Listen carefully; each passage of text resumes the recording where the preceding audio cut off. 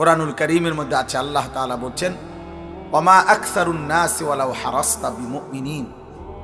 সূরা ইউসুফের মধ্যে আছে, নবী সাল্লাল্লাহু আলাইহি সাল্লামকে আল্লাহ বলছেন আপনি যতই চেষ্টা করেন, যতই আবদার করেন, আপনি যত আকাঙ্ক্ষাই করেন, অধিকাংশ লোক ইমানদার হবেন।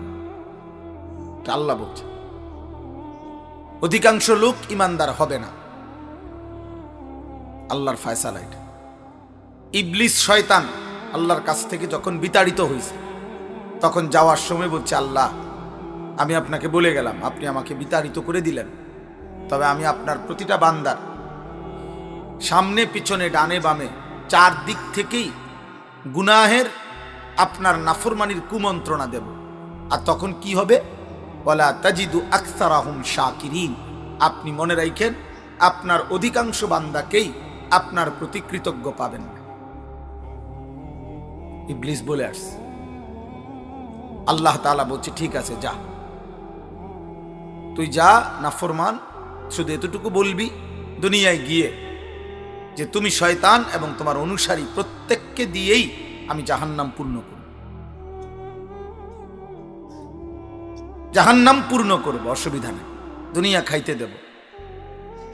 এই জন্য দোস্ত, ঈমান, সেজদা, নামাজ, আল্লাহর ইবাদত, বন্দিগি, এটা একটা ভিন্ন জিনিস।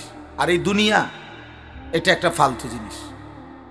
অর্থ, বিত্ত, মাল, দৌলত, ক্ষমতা, প্রভাব, প্রতিপত্তি, টাকা পয়সা, দুনিয়া ভোগ করা, এতটুকু একদম মামুলি বিষয়, একদম তুচ্ছ বিষয়, যার কারণে আল্লাহ তাআলা ইমানদার, কাফের, বেঈমান, সেজদাওয়ালা, সেজদা ছাড়া অনুগত, অবাধ্য মানুষ, কাফের, বেঈমান, এমনকি জন্তু, জানোয়ার, কুকুর, বিড়াল, হাইওয়ান, চতুষ্পদ জন্তু, সবাইকে আল্লাহ দুনিয়া ভোগ করতে দেবে।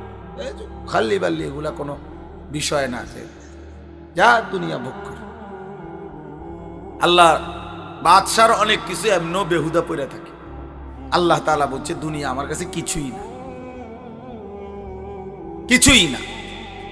এই জন্য কেউ যদি কল্পনা করেন, দেখবেন যে দুনিয়া মাটির উপরে আমরা খাই, আপনি ওই আরেক দিকে তাকাইলে দেখবেন এই মাটির উপরে কুকুরও খায়। বিয়ে বাড়িতে যেখানে প্যান্ডেলে বইয়া মানুষে ভাত খায়, দেখবেন ওই আরেক পাশে প্যান্ডেলের বাইরে কুকুরও তার খাবারই খায়, হাড্ডি তারই খাবার, যার খাবার যেটা সে ওইটাই খায়। অতএব দুনিয়া খুব পাইলাম, এটা আহামরি কিছু। দুনিয়া আল্লাহ তাআলা একদম তুচ্ছ করে দেখাইছেন, আখিরাত মহান করে দেখাইছেন। যিনি সৃষ্টি করেছেন তিনি এমনটা করেছেন, আপনার আমার কিছু করার না। কোম্পানি বলছে এটা 2 নম্বর, কোম্পানি বলছে ওইটা 1 নম্বর, কোম্পানি বলছে এটা ধোঁকা, কোম্পানি বলছে ওইটা আসল। তাই আপনি কি করবেন? দুনিয়া আখিরাত উভয়ের সৃষ্টিকর্তা আল্লাহ। তো যিনি সৃষ্টিকর্তা তিনি বলছেন দুনিয়া ফালতু। অমাল হায়াতুদ দুনিয়া ইল্লা লাইবুন ওয়া লাহবুন। আল্লাহ বলছে দুনিয়ার জীবন আর কিছুই নয়, শুধুই খেলাধুলা এবং তামাশা। আল্লাহ কোরআনে বলছেন ওমা হাদিহিল হায়াতুদ দুনিয়া ইল্লা লাহবুন ওয়া লাইব। দুনিয়ার জীবন আর কিছুই নয়, শুধুই তামাশা, শুধুই খেলাধুলা। আল্লাহ তাআলা কোরআনুল কারীমে বলছেন ওমাল হায়াতুদ দুনিয়া ইল্লা মাতাউল গুরুর। দুনিয়ার জীবন শুধুই ধোঁকা। আল্লাহ বলছেন, এই কথাটা বারবার বলছেন, দুনিয়ার জীবন শুধুই ধোঁকা, ধোঁকা, গুরুর, গুরুর, ধোঁকা। এখানের হাসিটাও ধোঁকা, এখানের কান্নাটাও ধোঁকা। যে এখন হাসে ও বাচ্চার মতো, দেখেন একটু পরে কাঁদবে। যে বাচ্চা কাঁদে একটু পরেই একটা চিপস দিলে ও আবার হাসবে। এই জন্য দোস্ত, দুনিয়া ধোঁকা। এখানে আলোর পিছনে অন্ধকার আছে, এখানে রোদের পিছনে বৃষ্টি আছে। বারবার এই কথা কোরআনুল কারীমের মধ্যে আছে। মানে আমার কথা হলো এই কথাটা বুঝানো যে আল্লাহ দুনিয়াকে তুচ্ছ করে দেখাইছে, আখিরাতকে মহান করে দেখাইছে। আল্লাহ তাআলা বলছেন ওয়ালাদ দারুল আখিরাতু খায়রুল লিল্লাযিনা ইয়াত্তাকুন। আখিরাতের ঘর জান্নাতি হচ্ছে মুত্তাকিদের জন্য উত্তম। ওয়া ইন্নাদ দারাল আখিরাতা লাহিয়াল হায়াওয়ান। আল্লাহ বলছে আখিরাতের ঘর জান্নাতি হচ্ছে জীবন, বেঁচে থাকার সার্থকতা। আল্লাহ তাআলা বলছে দুনিয়া, আল্লাহ তাআলা বলছে গুরুর, ধোঁকা। যুয়্যিনা লিন-নাসি হুব্বুশ শাহওয়াত মিনান নিসা ওয়াল বানিন ওয়াল কানাতিরিল মুকান্তারাতি মিনাদ যাহাবি ওয়াল ফিদ্দা ওয়াল খাইলিল মুসাওওয়ামাতি ওয়াল আনআমি ওয়াল হারস। আল্লাহ তাআলা বলেন, বান্দা তোমার জীবনে সৌন্দর্যের যত আয়োজন এ আমার দেওয়া। নারীর সৌন্দর্য, স্ত্রীর আমার দেওয়া, ছেলে মেয়েদের সৌন্দর্য আমার দেওয়া, অর্থ উপার্জনের নেশা আমি আল্লাহর দেওয়া, আমি আল্লাহর দেওয়া, চারিদিকের এই যানবাহনের সৌন্দর্য আমি আল্লাহর দেওয়া, চতুষ্পদ জন্তু জানোয়ার আমি আল্লাহর দেওয়া, সমস্ত ফল ফসল ক্ষেত উৎপাদন আমি আল্লাহর দেওয়া। যালিকা মাতাউল হায়াতিদ দুনিয়া, এগুলো শুধুই কেবল দুনিয়ার জন্য উপকরণ। আল্লাহু ইনদাহু হুসনুল মাআব, আর আমি আল্লাহর কাছেই হচ্ছে আখিরাতে উত্তম প্রত্যাবর্তন। সাফ সাফ কোরআনের আয়াত, আপনি না বুঝলে কারোই কিছু করার নেই। আপনার কাছে টেলিভিশনের খবরের বিশ্বস্ততা আছে, আপনার কাছে সংবাদ পাঠিকা কোন নারী সংবাদে চ্যানেলে খবর বললে সেটার মধ্যে আপনার কাছে নির্ভরতা আছে, হতেই পারে আমার কাছে আমার মালিকের কথার বিশ্বাসযোগ্যতা আছে।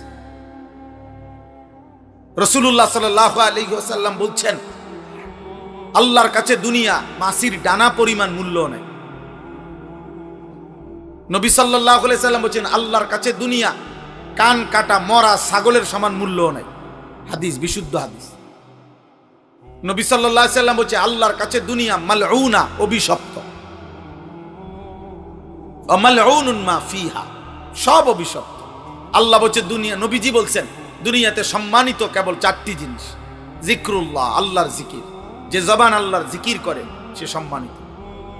ওমা ওয়ালাহু, যত আমল আল্লাহর ঘনিষ্ঠ বানায়, যত ইবাদাত, যত বন্দিগি, ওটা সম্মানিত। 3, আলিমুন, কোন আলেমে দ্বীন সম্মানিত। 4, মুতাআল্লিমুন, কোরআন সুন্নাহর ইলম শিখে যে আল্লাহর নবী হচ্ছে সে সম্মানিত। আর কোনো কিছু দিয়ে কেউ তৃপ্ত হওয়া এটা সম্মানের বস্তু না, উপভোগের বস্তু হইতে পারে, ক্ষণিকের।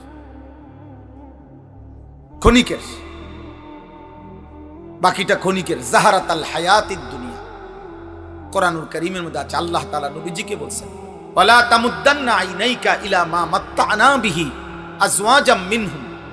আল্লাহ বলছে, বন্ধু চারিদিকে আমি দুনিয়ার যা কিছু দিয়েছি, কোনো কিছু দেখে আপনি চোখ বড় করে তাকাবেন না। বাপ রে, কিটারে এটা বিল্ডিং, আরে সুবহানাল্লাহ, গাড়ি নি কত হইব দাম চাই আন্দাজ 80 লাখ মনে হয় না বেটা, 1 কোটি। চোখ বড় করে এমন ভাবে তাকাইতেছে করে, বিরাট কিছু। 80 লাখ টাকা দামের গাড়ি, 80 লাখ টাকার দামের গাড়ি দিয়ে ইউরোপে ছাগল টানে, জাপানে 1 কোটি টাকা দামের গাড়ি দিয়ে ঘাস টানে, ঘাস। ইটালি, অস্ট্রেলিয়াতে হেলিকপ্টার দিয়া খেতে সার দেয়। হ্যাঁ হ্যাঁ, আমার পরিচিত ঘনিষ্ঠ একজন এই বাংলাদেশের প্রবাসী অস্ট্রেলিয়া থাকে, উনি সার দেয় খেতে এই হেলিকপ্টার দিয়ে। ওনার চাকরি এটা। ওনার আমি জিজ্ঞাসি, আপনি কি করেন? আমি হেলিকপ্টার দিয়ে সার দেই। আমরা বাংলাদেশে হেলিকপ্টার দিয়ে সার দিব কোন বছর? এই 12 তারিখের পর, 13-14 তারিখের দিকে। দেখে প্রত্যেকের বাড়িতে অটো উড়াইয়া নিয়া সরকারিভাবে হেলিকপ্টার দিয়ে যাবে। উন্নয়নের জোয়ারে সকলেই আশা করা যায় হেলিকপ্টার দিয়ে সার দিতেন।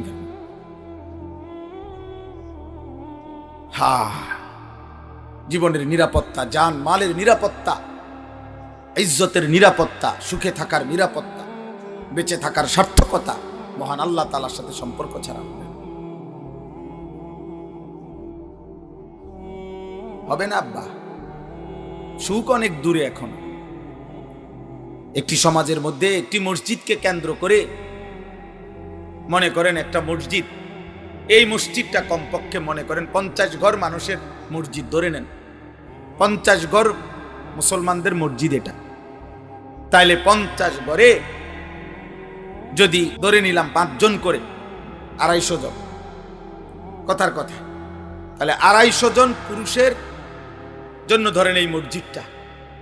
আপনি দেখেন তো আজ 2026 সালের আজকে 25 জানুয়ারি, আজ পর্যন্ত দেখেন ফজরের নামাজে মুসল্লি কয়জন?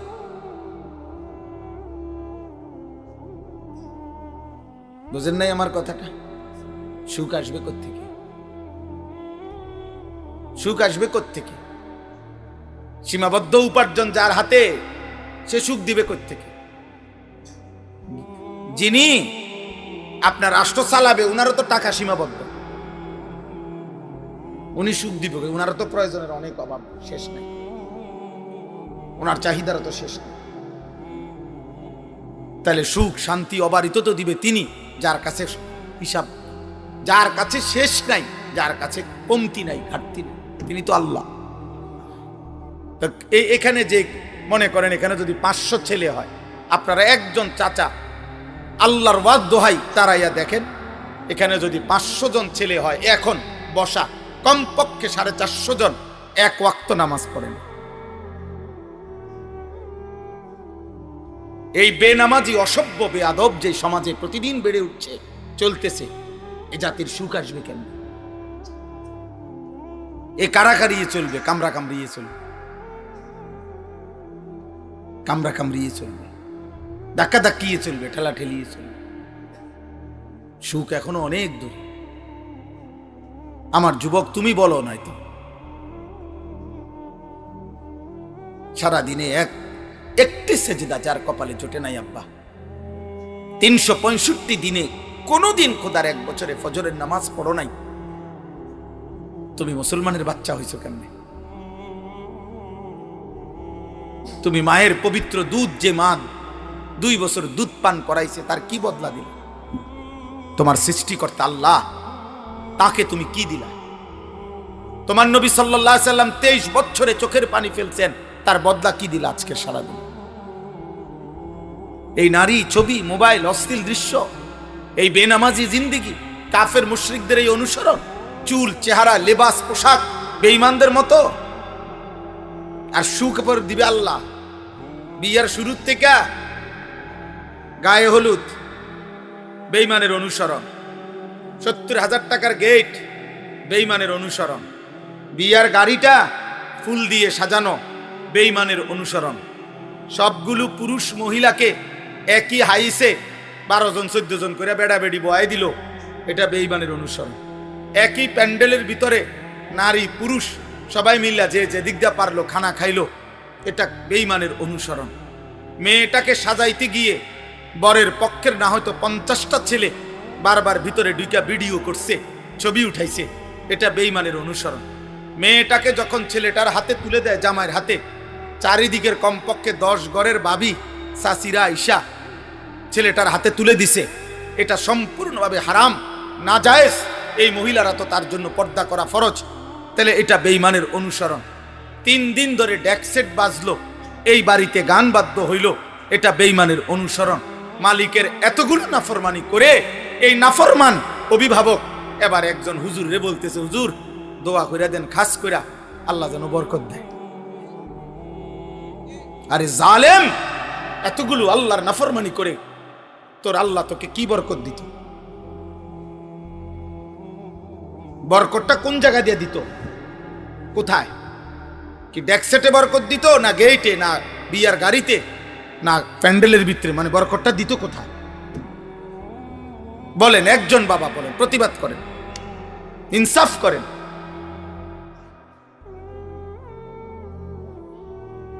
ইনসাফ করেন, ইনসাফ করেন।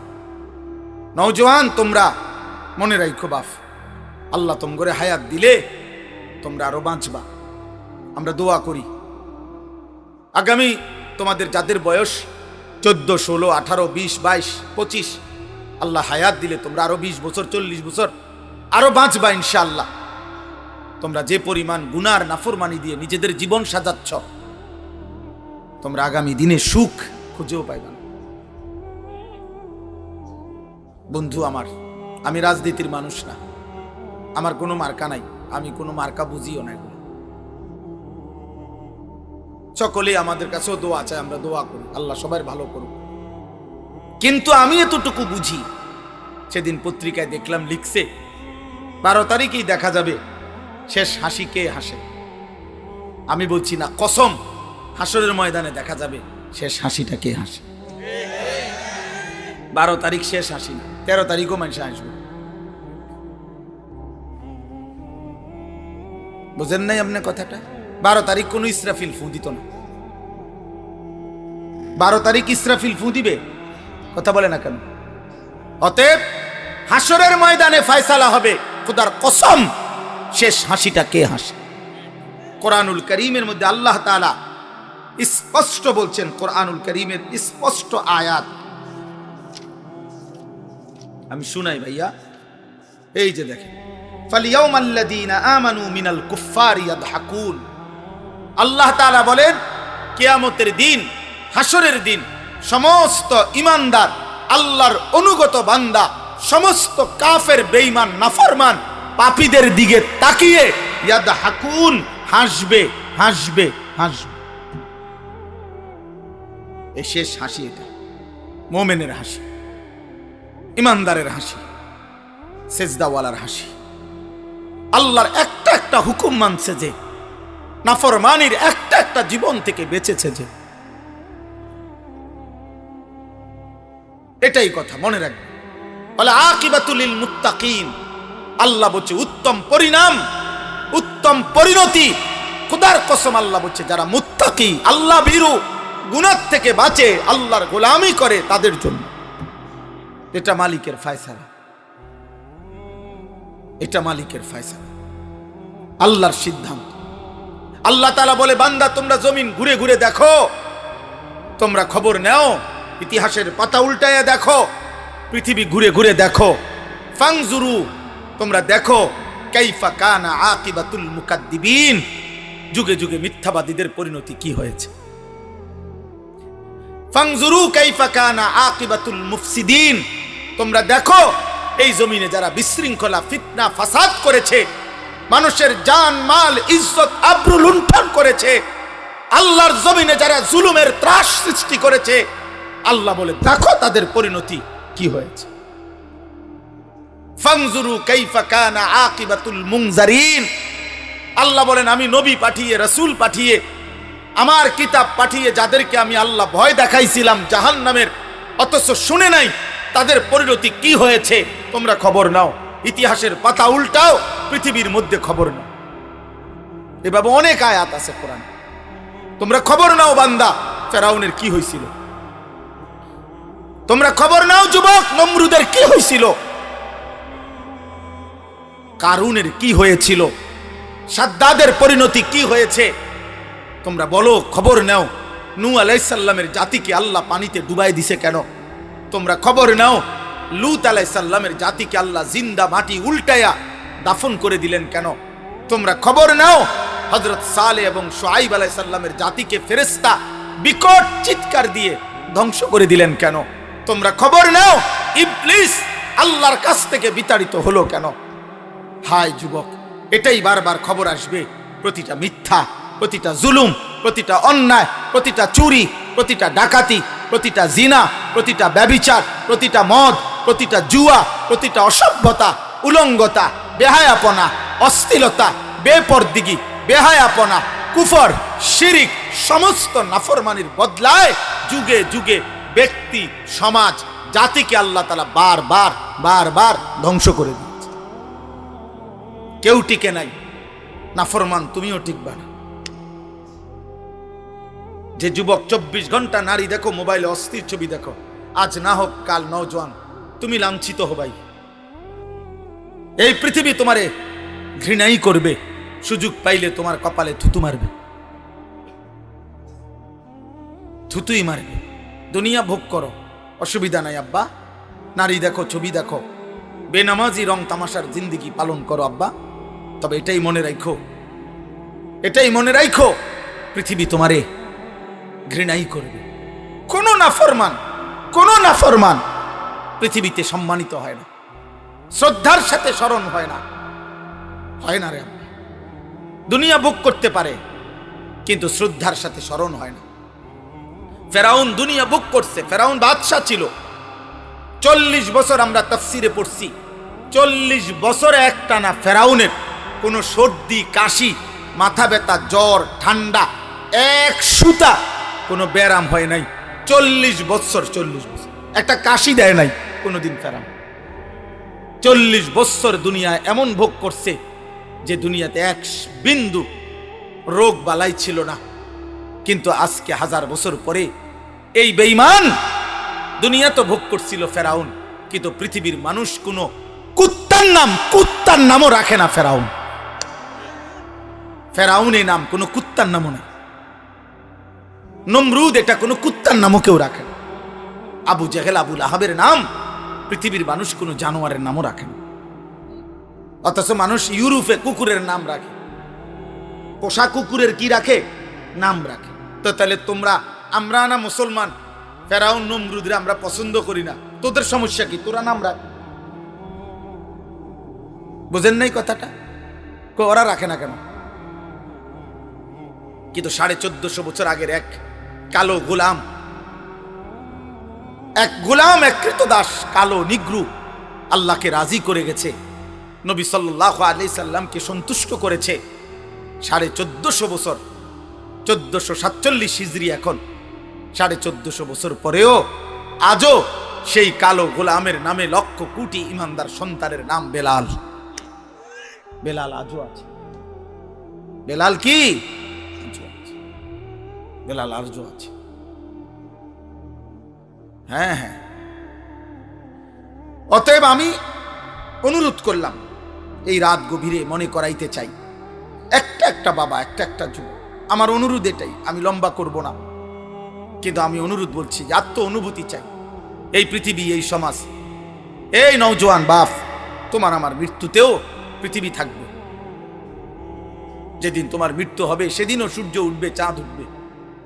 এই রং তামাশার পৃথিবীতে অনেকে নাচবে, গাইবে, ফুর্তি করবে, ভোগ বিলাসিতায় পড়ে থাকবে, কিন্তু খোদার কসম, মাটির উপরের এই দুনিয়া একদিন তোমারে ধাক্কা দিয়া কবরে ফেলাই দিবে।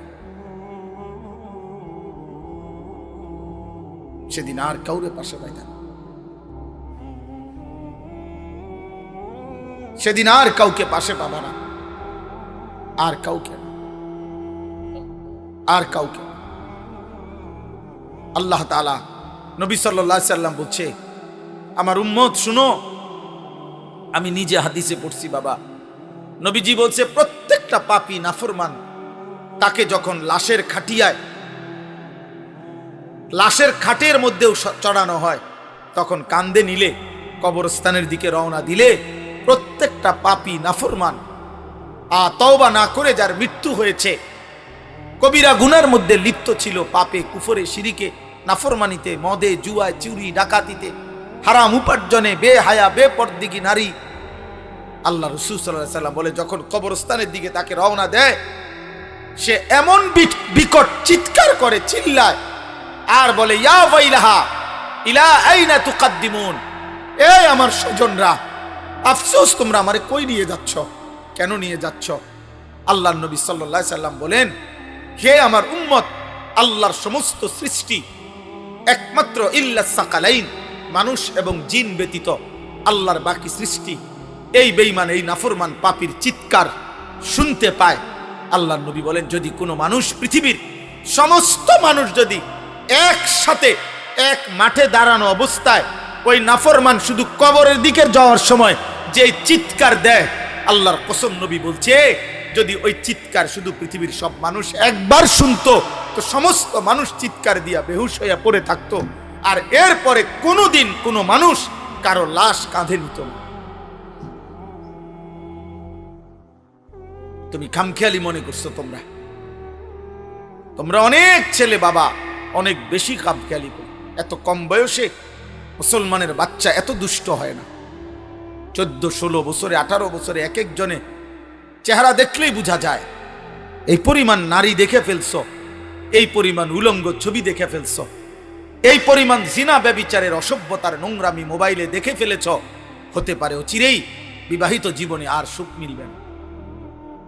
আমি শত শত যুবকের ব্যক্তিগতভাবে দুঃখের কাহিনী, আহাজারি। আমি 1000 কোটি টাকার মালিকের আহাজারিও দেখছি। 1 কোটি 10 কোটি না, 1000 কোটি টাকার মালিক বলছে, হুজুর কলিজা জড়াইয়া কাহিদা অঝরে কাঁদছে, বলছে, হুজুর আমি জানি আমার স্ত্রী অন্য পুরুষের সাথে রাত কাটায়, কিন্তু আমার ওইটুকু হিম্মত নাই বলার।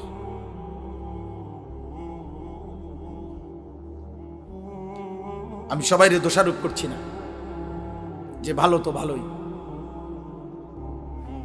তোমরা মনে করতে আসো আর কি। আহা, মোবাইলের ওই নর্তকী তোম করে সুখ দিতেছে না রে, শেষ করে দিচ্ছে। অনেক ছেলের দেখেন চেহারা দেখলেই বোঝা যায় চোখ ভিতরে ঢুকে গেছে। এত কম বয়সে বাবা চেহারা এত কালো হওয়ার কথা, এত কম বয়সে আরেকটু ডর ভয় থাকার কথা। ওই দেখেন ওইখানে ছেলেরা হাসতেছে, মানে ওরা ওদের ফাইজলামি করতেছে, দেখছেন? ওই দেখেন, কে বলবে ওদেরকে, কে ফিরাবে? কেউ নাই। আরে তাকায়েন, লাভ কি? বয়স্ক লোকরা চা দোকানে গ্রুপে গ্রুপে 10 জন 12 জন করে করে চাচারা জ্যাঠারা চা দোয়ানে বইয়া বইয়া বিড়ি খাইতেছে, গপ করতেছে। কিও কি বুঝতে আছো দেশের অবস্থা কোন দিকে যাইব মনে হয়? বুঝেন না? হ্যাঁ, গপ মারতে আছে, বুদ্ধি দিতে আছে, বুদ্ধি দিতে আছে অনবরত। চা বেচতে আছে, চা দোকানদারে কজা মাশাআল্লাহ, আপনার মতো বুদ্ধিজীবী থাকতে আমার দোকান আল্লাহর রহমতে রমরমা। হ্যাঁ, দোকানদারে কবে যা ভাই, তারও 10,000 ইট আনা, বিল্ডিং এর কাম দাও। কারো জাতির শ্রেষ্ঠ মাতা বয়স্ক বুদ্ধিজীবী এখানে আসে প্রতিদিন। এই বেহুদা কথা, ফালতু আলাপ। চোখের সামনে একটা ছেলে নামাজ পড়ে না, চোখের সামনে মেয়েগুলো বেপর্দা চলতেছে। আহা, বয়স্ক মানুষ তো এতটুকু বলতে পারে যে আমাদের কোনো করণীয় আছে কিনা। 10 জন মুরব্বীতে কমপক্ষে দূর কইতে তো পারে, কমপক্ষে ও আমগো কিছু করার আসেনি, আমরা কিছু করতে পারি কিনা, কারো কোনো মাথা ব্যথা। এমনি জাতি টিকবে না, মনে রাখেন। আমি এই জন্যই বললাম, আমি পরিষ্কার বললাম, সুখ এখনো অনেক দূরে আব্বা, শান্তি স্বস্তি নিরাপত্তা অনেক দূরে বাপ। আল্লাহ তাআলা ওয়াদা দিছে, বান্দা তুমি আমার ঈমান আমল বুঝায় না দিলে আমি ঈমানদারের শান্তি দেব না। আমরা মুসলমান, একটা গুরুত্বপূর্ণ কথা মনে রাখবেন, আমাদের চাইতে দুনিয়াতে কাফের বেঈমান হইতে পারে আমাদের চাইতে বেশি সুখে ভোগ করছে, কারণ ও কাফের, ওরে আল্লাহ সিদ্ধান্তই দিছে আমি বেঈমানকে দুনিয়া দেব অল্প কতক্ষণ। এই যে দেখেন, এই বেয়াদব দেখেন, এই যে এই দেখছেন, দেখছেন? ভাইয়া তুমি চলে যাও আব্বা, রাত অনেক হয়েছে আব্বা, যাই ঘুমাও। অথবা বাইরে কতক্ষণ মোবাইল টিপো, তোমার কষ্ট হইতেছে বাবা, এটা তো একটা শরীর, তো কতক্ষণ মোবাইল না টিপা থাকবে? তোমার তো একটা জান, বুঝো না? এত বেশি দিন মেয়াদ থাকবে না মোবাইলের, এমবির মেয়াদ থাকবে না। তুমি চাইয়ে লাও, যাও বাবা, উঠো। তুমি আমার চেনো না হয়তো, আমি শুরুতেই বলছি না আমি সাংঘাতিক মানুষ। আমি কসম করে বলি, আমি দিল থেকে এটা বিশ্বাস করি যে আমি একজনকে বললেও আমার কোনো অসুবিধা নেই। আমি একজনকে বললেও, আল্লাহর কথা একজনকে বললেও নেকি হয় কিনা, তো আমার নেকি দরকার। আমি তো বললাম আমি ভোটে দাঁড়াইছি না, তো আমি এত সমর্থন দিয়ে করবো কি? আমার ব্যাপক জনসমর্থন দরকার নাই, তো আমি তো ইলেকশনের প্রার্থী না। আমি সেই আনিসুর রহমান যে 4 জন শ্রোতার সামনে 2.5 ঘন্টা 3 ঘন্টা বয়ান করছে, 4 জন 10 জন, কোনো অসুবিধা নাই। এটা তো বড় বিষয় না রে ভাই। কোনোভাবেই তোমরা, আমি এটাই বলতে চাই, কোনোভাবেই তোমাদের দিলে কাজ করছে না, বিবেকে কাজ করছে না। এত কম বয়সে এত সাহসী হওয়া আল্লাহর নাফরমানির উপরে, মাত্র 16 বছর, অথচ 1 ওয়াক্ত নামাজ পড়ো না, মুসলমান অথচ পরিচয় দাঁড়ি, এত বড় গাদ্দার কেমনে হইলা? আমার রীতিমতো অবাক লাগে। মাত্র 18 বছরে সে সারা রাত সারাদিন মোবাইলে নারী ছবি দেখে, এত বড় হিম্মত! এই মানুষরূপী জানোয়ার, এত বড় জানোয়ার কেমনে হইল আমি এটা বুঝি। এ তো পশু। তো উলঙ্গ নারী যে দেখে জিনা ব্যভিচারের দৃশ্য দেখে দে, হারাম ছবি দেখে, এ তো মানুষরূপী জানোয়ার। তার ভিতরে তো মূলত কোনো ইনসানিয়াত নাই। কারণ কোন মানুষ যদি নবীজি এই কথা বলছে সাহাবীকে, এক যুবক সাহাবীকে বলছে, হে যুবক, তুমি একবার ভাবো, আমি তোমাকে 5টা বিষয় জিজ্ঞাসা করি। যুবক জিনা করতে চাইছে। আল্লাহর নবী বলছে, তুমি কি চাও তোমার মায়ের সাথে এমনটা কেউ করুক? তোমার মেয়ের সাথে, তোমার বোনের সাথে, তোমার খালার সাথে, তোমার ফুফির সাথে? আল্লাহর কসম, সাহাবীর এই যুবক সাহাবী 5 বার চিৎকার দিয়া বলছে, লা লা ইয়া রাসূলুল্লাহ, আমি বাইচা থাকতে, রক্ত থাকতে আমি আমার মার সাথে কেউ ব্যভিচার করুক, বোনের সাথে, মেয়ের সাথে, আমার ফুফির সাথে, আমার খালার সাথে, আমি এটা চাই না, আমি চাই না। আল্লাহর নবী সাল্লাল্লাহু আলাইহি সাল্লাম বললেন, তাহলে তুমি যার সাথে অসভ্যতা করতে চাচ্ছ সে তো কারো মা, কারো বোন, কারো ফুফি, কারো খালা, কারো মেয়ে। তুমি একটা যুবক যদি মানুষের বাচ্চা হও, রক্তে যদি মানুষের রক্তে থাকে, তুমি বলো বাবা, মোবাইলে যে নারী দেখো, হ্যাঁ, অশ্লীল ছবি দেখো, তোমার মাকে এমন কেউ দেখুক? কথা বলে না। তোমার মাকে বিবস্ত্র দেখুক কেউ? তোমার বোনকে কেউ উলঙ্গ দেখুক? তুমি মেনে নিবা? মানুষের রক্ত থাকলে মেনে নিবা তুমি এটা? তো তাহলে সে কি কারো মা না? সে কি কারো বোন না? তুমি যাকে দেখছো।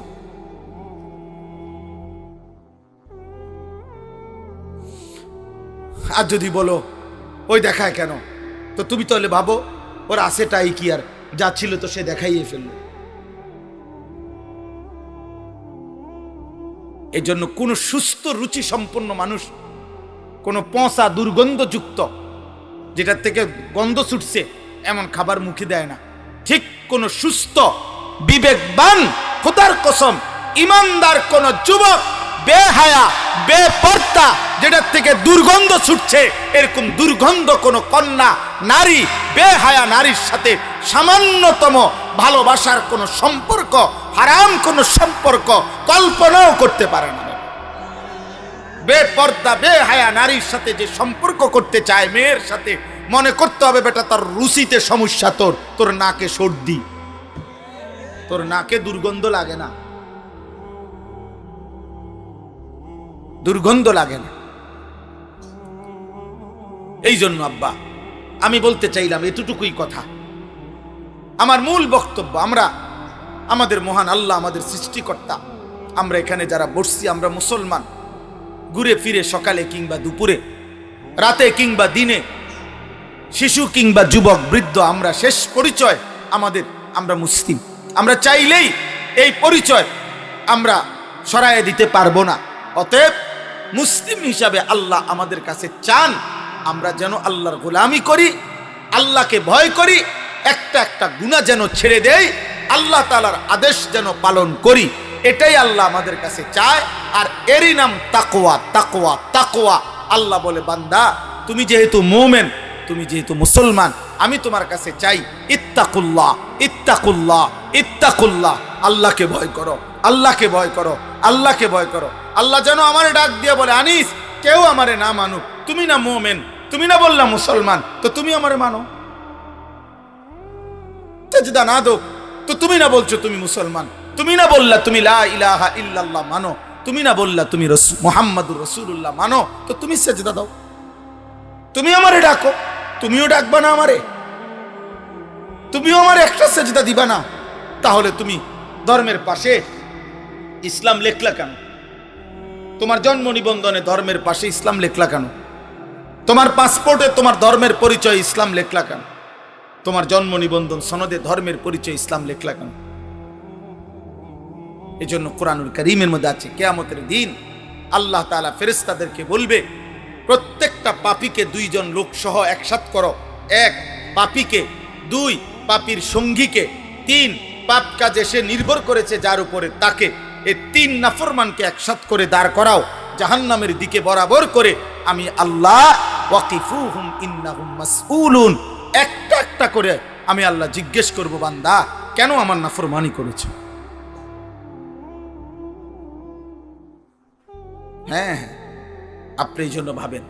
আমি এখনই দোয়া করব, এই রাত গভীরে আব্বা, নওজোয়ান, বয়স্ক বাবা, একবার হইল বিবেক দিয়া সারা দিন শেষে রাত্রে ঘুমাইবার আগে প্রত্যেকটা কিশোর যুবক বাবা আমি আপনার 1 মিনিটের জন্য 30 সেকেন্ডের জন্য হলো চোখ বন্ধ করে একবার ভাইবেন আজ যা করছেন তা আমি মুসলমান হিসাবে ঠিক হলো? সারাদিনে 5 ওয়াক্ত নামাজের ওয়াক্ত চলে গেল, আমি একটা সেজদাও দিলাম না।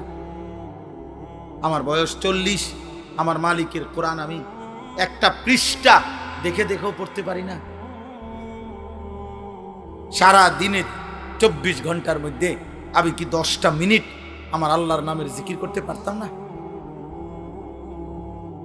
হ্যাঁ, আমার আজকের সারা দিনের উপার্জন 1000 টাকা, আমি কি আমার আল্লাহর পথে 10টা টাকা খরচ করতে পারতাম না? কোনোদিনই মনে পড়লো না।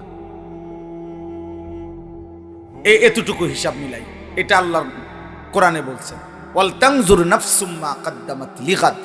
বান্দা তুমি হিসাব কইরো আজকের দুনিয়া থেকে আগামীকালকের আখিরাতের জন্য কি পাঠাইছো। 2 নম্বরে আল্লাহর নবী বলছেন, আল কাইয়িসু মান দানা নাফসাহু, বুদ্ধিমান সে যে নিজের হিসাব করে। নবীজি বলছেন, হাসিবু ক্বাবলা আন তুহাসাবু, আল্লাহ তোমার হিসাব নেওয়ার আগেই নিজের হিসাব তুমি করো। আল্লাহ আমাদেরকে বুঝ দান, আল্লাহ আমাদেরকে বিবেক দান করে। তাহলে আল্লাহ তাআলা আমাদের কাছে তাকওয়া চায়, গুনাহমুক্ত জীবন চায়, আল্লাহর আনুগত্যপূর্ণ জীবন চায়। এটাই আল্লাহ এখানে বলছেন যে বান্দা, এই শেষ কথা, আল্লাহ তাআলা বলেন, বান্দা আমি চেয়েছিলাম 12 মাস তুমি আমাকে ভয় করবে, আমি চেয়েছিলাম পুরাটা বছর তুমি গুনাহ ছেড়ে দিবা, আমি চেয়েছিলাম তুমি পুরাটা বছর আমি আল্লাহর আনুগত্য করব। আচ্ছা যাও, ঠিক আছে, 11 মাসে ঘাটতি হইছে, কমতি হইছে, ভুল হয়ে গেছে, আচ্ছা ঠিক আছে বান্দা যাও, আমি আল্লাহ আবারও তোমার একটা নতুন সুযোগ দিতে চাই। মাত্র 1টা মাস, 11 মাস পরে আমি আবার আনলাম এই 1টি মাস, আইয়ামাম মাদুদাত, গুনাহ গুনাহ কয়েকটা দিন, গুনাহ দিন মানে হলো 30 দিন অথবা 29 দিন। আল্লাহ যেন আশ্বাস দিয়া, নিশ্চয়তা দিয়া বলতেছে, বান্দা 31 দিন হবে না বললাম, 32 দিনও যাইতো না, হয় 30 নয়তো 29, এই দুইটার মধ্যেই থাকবে।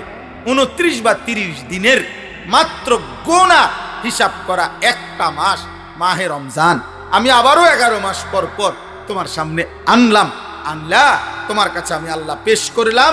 এই 1টি মাসে তুমি আমি আল্লাহর হুকুমটা পারো, গুনাহ ছাড়ো এবং আমার আনুগত্য ঠিকঠাক মতো করো। আমি আল্লাহ ওয়াদা দিলাম, লাআল্লাকুম তাত্তাকুন, 30 দিনেই তোমারে মুত্তাকি বানায় দেব। 30 দিনের মাথায় চাঁদ উঠাইয়া ঈদের দিন জান্নাতে পৌঁছায়। তুমি কদর করো। একটা কথা মনে রাখবেন, তাফসীরের মধ্যে আছে, আল্লাহ তাআলা মূলত বান্দাকে মূলত মাফ করতে চায়, আল্লাহ তাআলা মূলত বান্দাকে জান্নাত দিতে চায়। এই জন্য আল্লাহ তাআলা বাহানা তালাশ করে, কোনো না কোনো ভাবে আমার বান্দারে মাফ করে দেওয়া যায় কি, কোনো না কোনো ভাবে জান্নাত দেওয়া যায়। একটা মানুষ বুঝে আমি উনারে কথার দ্বারা ফেসাইতেছে, মনে করেন উনি আমারে বলেন, আমার ভিতরে ভিতরে যেন আমি ওনার কথাটা শুনতাম না, এই জন্য কথা ঘুরাইতেছে। কথার কথা এমন হয়, মানুষ বুঝে, ভাই আমি বুঝছি আসল কথা হলে আপনি আমারে দিতেন না, এর লেগে হুদায় ঘুরাইতেন আছে, বুঝেন নাই কথাটা, ইচ্ছা করে কি হে বুঝতে চাচ্ছেন। আল্লাহ তাআলার বিষয়টা এমন না যে আল্লাহ যেন চাচ্ছে যে না আমি তোরে মূলত জাহান্নাম দেব, না না, কসম আল্লাহ, আল্লাহ বলছে বান্দা আমি মূলত চাই জান্নাত দিতে, আমি মূলত চাই মাফ করে দিতে। হযরত ইউনূস আলাইহিস সালাম তাফসীরে আছে, ইউনূস নবী আল্লাহকে বলছিল, আল্লাহ আমার জাতি বড় অবাধ্য, আমি আর বলতাম না, আপনি ধ্বংস করে দেন। তখন তাফসীর আছে, ইউনূস আলাইহিস সালামকে আল্লাহ বলছিলেন, ওই যে এখানে একটা লোক মাটি দিয়া মাটির পাত্র বানাইছে অনেকগুলো, তুমি একটু তার কাছে যাও তো, কুমার আর কি, কুমার। ইউনূস আলাইহিস সালাম ওই লোকটার কাছে গেছেন, তা আল্লাহ বলছেন, ইউনূস ওই বেটারে শুধু একটা কথা বলো, যে সে যে এই মাটি দিয়ে মাটির পাতিল বানাইছে, এরকম তার হাতের বানানো একটি মাটির পাতিল ভেঙ্গে ফেলতে বলো, তারে ভাঙ্গে লাইতে। ইউনূস আলাইহিস সালাম বলছে, হে ভাই, আপনি আপনার বানানো এই মাটির পাতিল থেকে একটি পাতিল ভেঙ্গে ফেলেন। তখন ওই কুমার সে বলছে, এই মিয়া, আমার নিজের হাতের বানানো মাটির পাতিল আমি ভাঙবো কেন, বোকা নাকি আমি? কেন ভাঙবো? এত যত্ন করে আমি বানাইছি।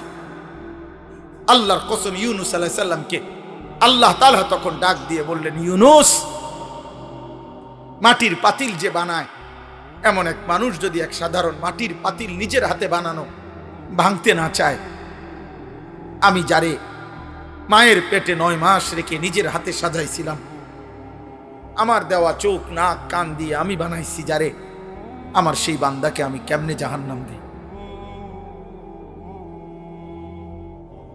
আমি ধ্বংস করে দেব কেন? ও যদি তার মাটির পাতিল ভাঙতে না চায়, আমি আমার এমন যত্নে গড়া বান্দাকে জাহান্নাম দেব কেন? ধ্বংস করে দেব কেন? আমি অপেক্ষায় থাকি মাফ করতে। আমার বান্দা কোনোদিন যদি 1 ফোঁটা রাত গভীরে চোখের পানি ফেলে, আমি ওরে মাফ করে দেব। যদি বলে বান্দা আল্লাহ গুনাহ অনেক বেশি, আল্লাহ বলবে সমুদ্রের ফেনার চাইতেও বেশি। বান্দা বলবে না। আল্লাহ বলবে আসমান পরিমাণ উচ্চতার চাইতেও বেশি। বান্দা বলবে না। তা আল্লাহ বলবেন, বান্দা আমি তো আসমান ছোঁয়া পর্যন্ত গুনাহ মাফ করতে রাজি, আমি তো সমুদ্রের ফেনার চাইতেও বেশি গুনাহ মাফ করতে রাজি। এত সুযোগের পরেও যে বান্দা আল্লাহকে ডাকে না, সেজদা করে না, গুনাহ মাফ চায়, ঠিক আছে বদনসিব, তুমি তোমার জীবন চালাও। কে কার জন্য আটকাইবে? আপনার কারো জন্য কেউ আটকায় না। আমি আবারও বলছি, শেষ কথা, কিশোর যুবক মনে রাখো, স্বার্থপর এই দুনিয়া এত যান্ত্রিক, দুনিয়া এখন এত কঠিন বাস্তবতা যে আপন জনরাও ব্যস্ত, যার কারণে তুমি যদি নিজে নিজে নষ্ট হইয়া চরিত্রহীন হইয়া যাও, কোচ্চা গইল্লা গন্ধ ছোটে, তোমারে কেউ টাইনা ধরবে, কেউ ফিরাইব, এই টাইম কারো হাতে নেই। আমার এই কথা এক ছেলে হলে বাস্তবতা বড় কঠিন এখন, কারণ মানুষের এখন উপার্জন দরকার বেশি। 10 টাকার পণ্য 1000 টাকা। মানুষ, আমরা আগে পুরা বাড়ি, মনে করেন আমাকে মুরব্বীরাও বলবেন, আমরাও তো ছোটবেলায় দেখছি, পুরা বাড়ি বাপ চাচা জেডা প্রত্যেকের ঘরের মানুষ যদি মিলে 30 জনও হয়, 40 জনও হয়, তো পুকুরের কোনা বাথরুম নাকি ওইখানে তো পুরা বাড়িওয়ালারা গেছে না? তাহলে আগে তো এভাবে জরুরত ছাড়ছে, কিন্তু এখন 6টা রুম 6টা বাথরুম। কথা বলে না? 4টা রুম 4টা কি বাথরুম, প্রত্যেক রুম অ্যাটাচড বাথরুম। তাহলে এই ব্যক্তির খরচ বাইরে গেল কিনা? খরচ বেড়ে গেল না? তার বিল্ডিংটার খরচ বাইরে গেল না? এখন সব কিছুতে মানুষের এখন সম্পদ দরকার বেশি, টাকা, উপভোগ। মুশরিকরা এই পাশ্চাত্য এত বেশি চাকচিক্য করে দুনিয়া আমাদের সামনে দিচ্ছে, প্রতিনিয়ত প্রযুক্তি, গতি, আরো রং ঢং, যার কারণে মানুষ বেহাল, আরো টাকা দরকার। তাহলে এখন কে কার সময় নিবে? এই জন্য বাবা আজকে 15 দিন না, আজকে 1 বছরও বাপে জানে না তার ছেলে যে 1 ওয়াক্ত নামাজ পড়ে। এবারও সময় নেই। এবার এক কথা, যা টাকা লাগে তোর মার কাছে রাখিয়া গেছি, টেহা নিস, পেটের বুক লাগলে ভাত খাইয়ে যাইস। এবার তোর মতো করে তুই বড় হ আব্বা, তুই মানুষ হ, নইলে জানোয়ার হ, নয় নারী দেখ, নয় ছবি দেখ, নয় জিনা কর, বেবিচার কর, মদ খা, নয়তো জুয়া খেল, অসৎ বন্ধুদের সাথে, তোর চুল তোর মতো, তোর চেহারা তোর মতো, কিসের আল্লাহ, কিসের খোদা, কিসের নবী, কিসের রাসূল, তোর মতো তুই যা। কারো হাতে সময়, কারো হাতে সময়। এই হলো মূল বিষয়। আগে আমরা মনে আছে দুপুর 2টা বাজে গেছে, নানার বাড়িতে বেড়াইতে গেছি, তো এখনো ভাত খাইতে যাই নাই, ছোট মামা আইছে, বড় মামার বড় ছেলে মামতো ভাই উনি আইছে, ছোট্ট মামতো ভাই একজন আইছে, সবাই খুঁজে দৌড়াদৌড়ি, হ্যাঁ তাড়াতাড়ি ভাত খাইতে যাইতে বলছে। আর বাড়িতে গেছি, আর সবাই মিল্লা দমকানি, দুষ্ট হয়ে গেছ, 2টা বাজে গেছে, অন্য ভাত খাইতে আইও না। তাইলে কথার কথায় সবাই টেনে ধরছে, আজ আর টেনে ধরার কেউ নাই। ফলে সংখ্যাগরিষ্ঠ ছেলে পেলে নষ্ট হওয়ার পিছনে অভিভাবকের এই গাফলতি আর খামখেয়ালি প্রচন্ডভাবে দায়ী, যার কারণে ছেলেদের অধিকাংশের, আপনি দেখেন এখানে, আপনি ছেলেগুলোর দাঁড় করায় দেখেন, জিজ্ঞাসা করেন বাবা তোমার চুলটা কার মতো, সে বলতে পারবে না নাম। একটা ছেলেকে বলেন যে বাবা তুমি আজকে সারা দিনে যে পেশাব করছো, পানি নাও নাই, টয়লেট পেপার ব্যবহার করো নাই কেন? আর এটা তুমি কি একবার কুত্তা দেখছো যে কুত্তার সাথে মিলে নাকি মানুষের সাথে মিলে? তুমি একটাবার দেখো।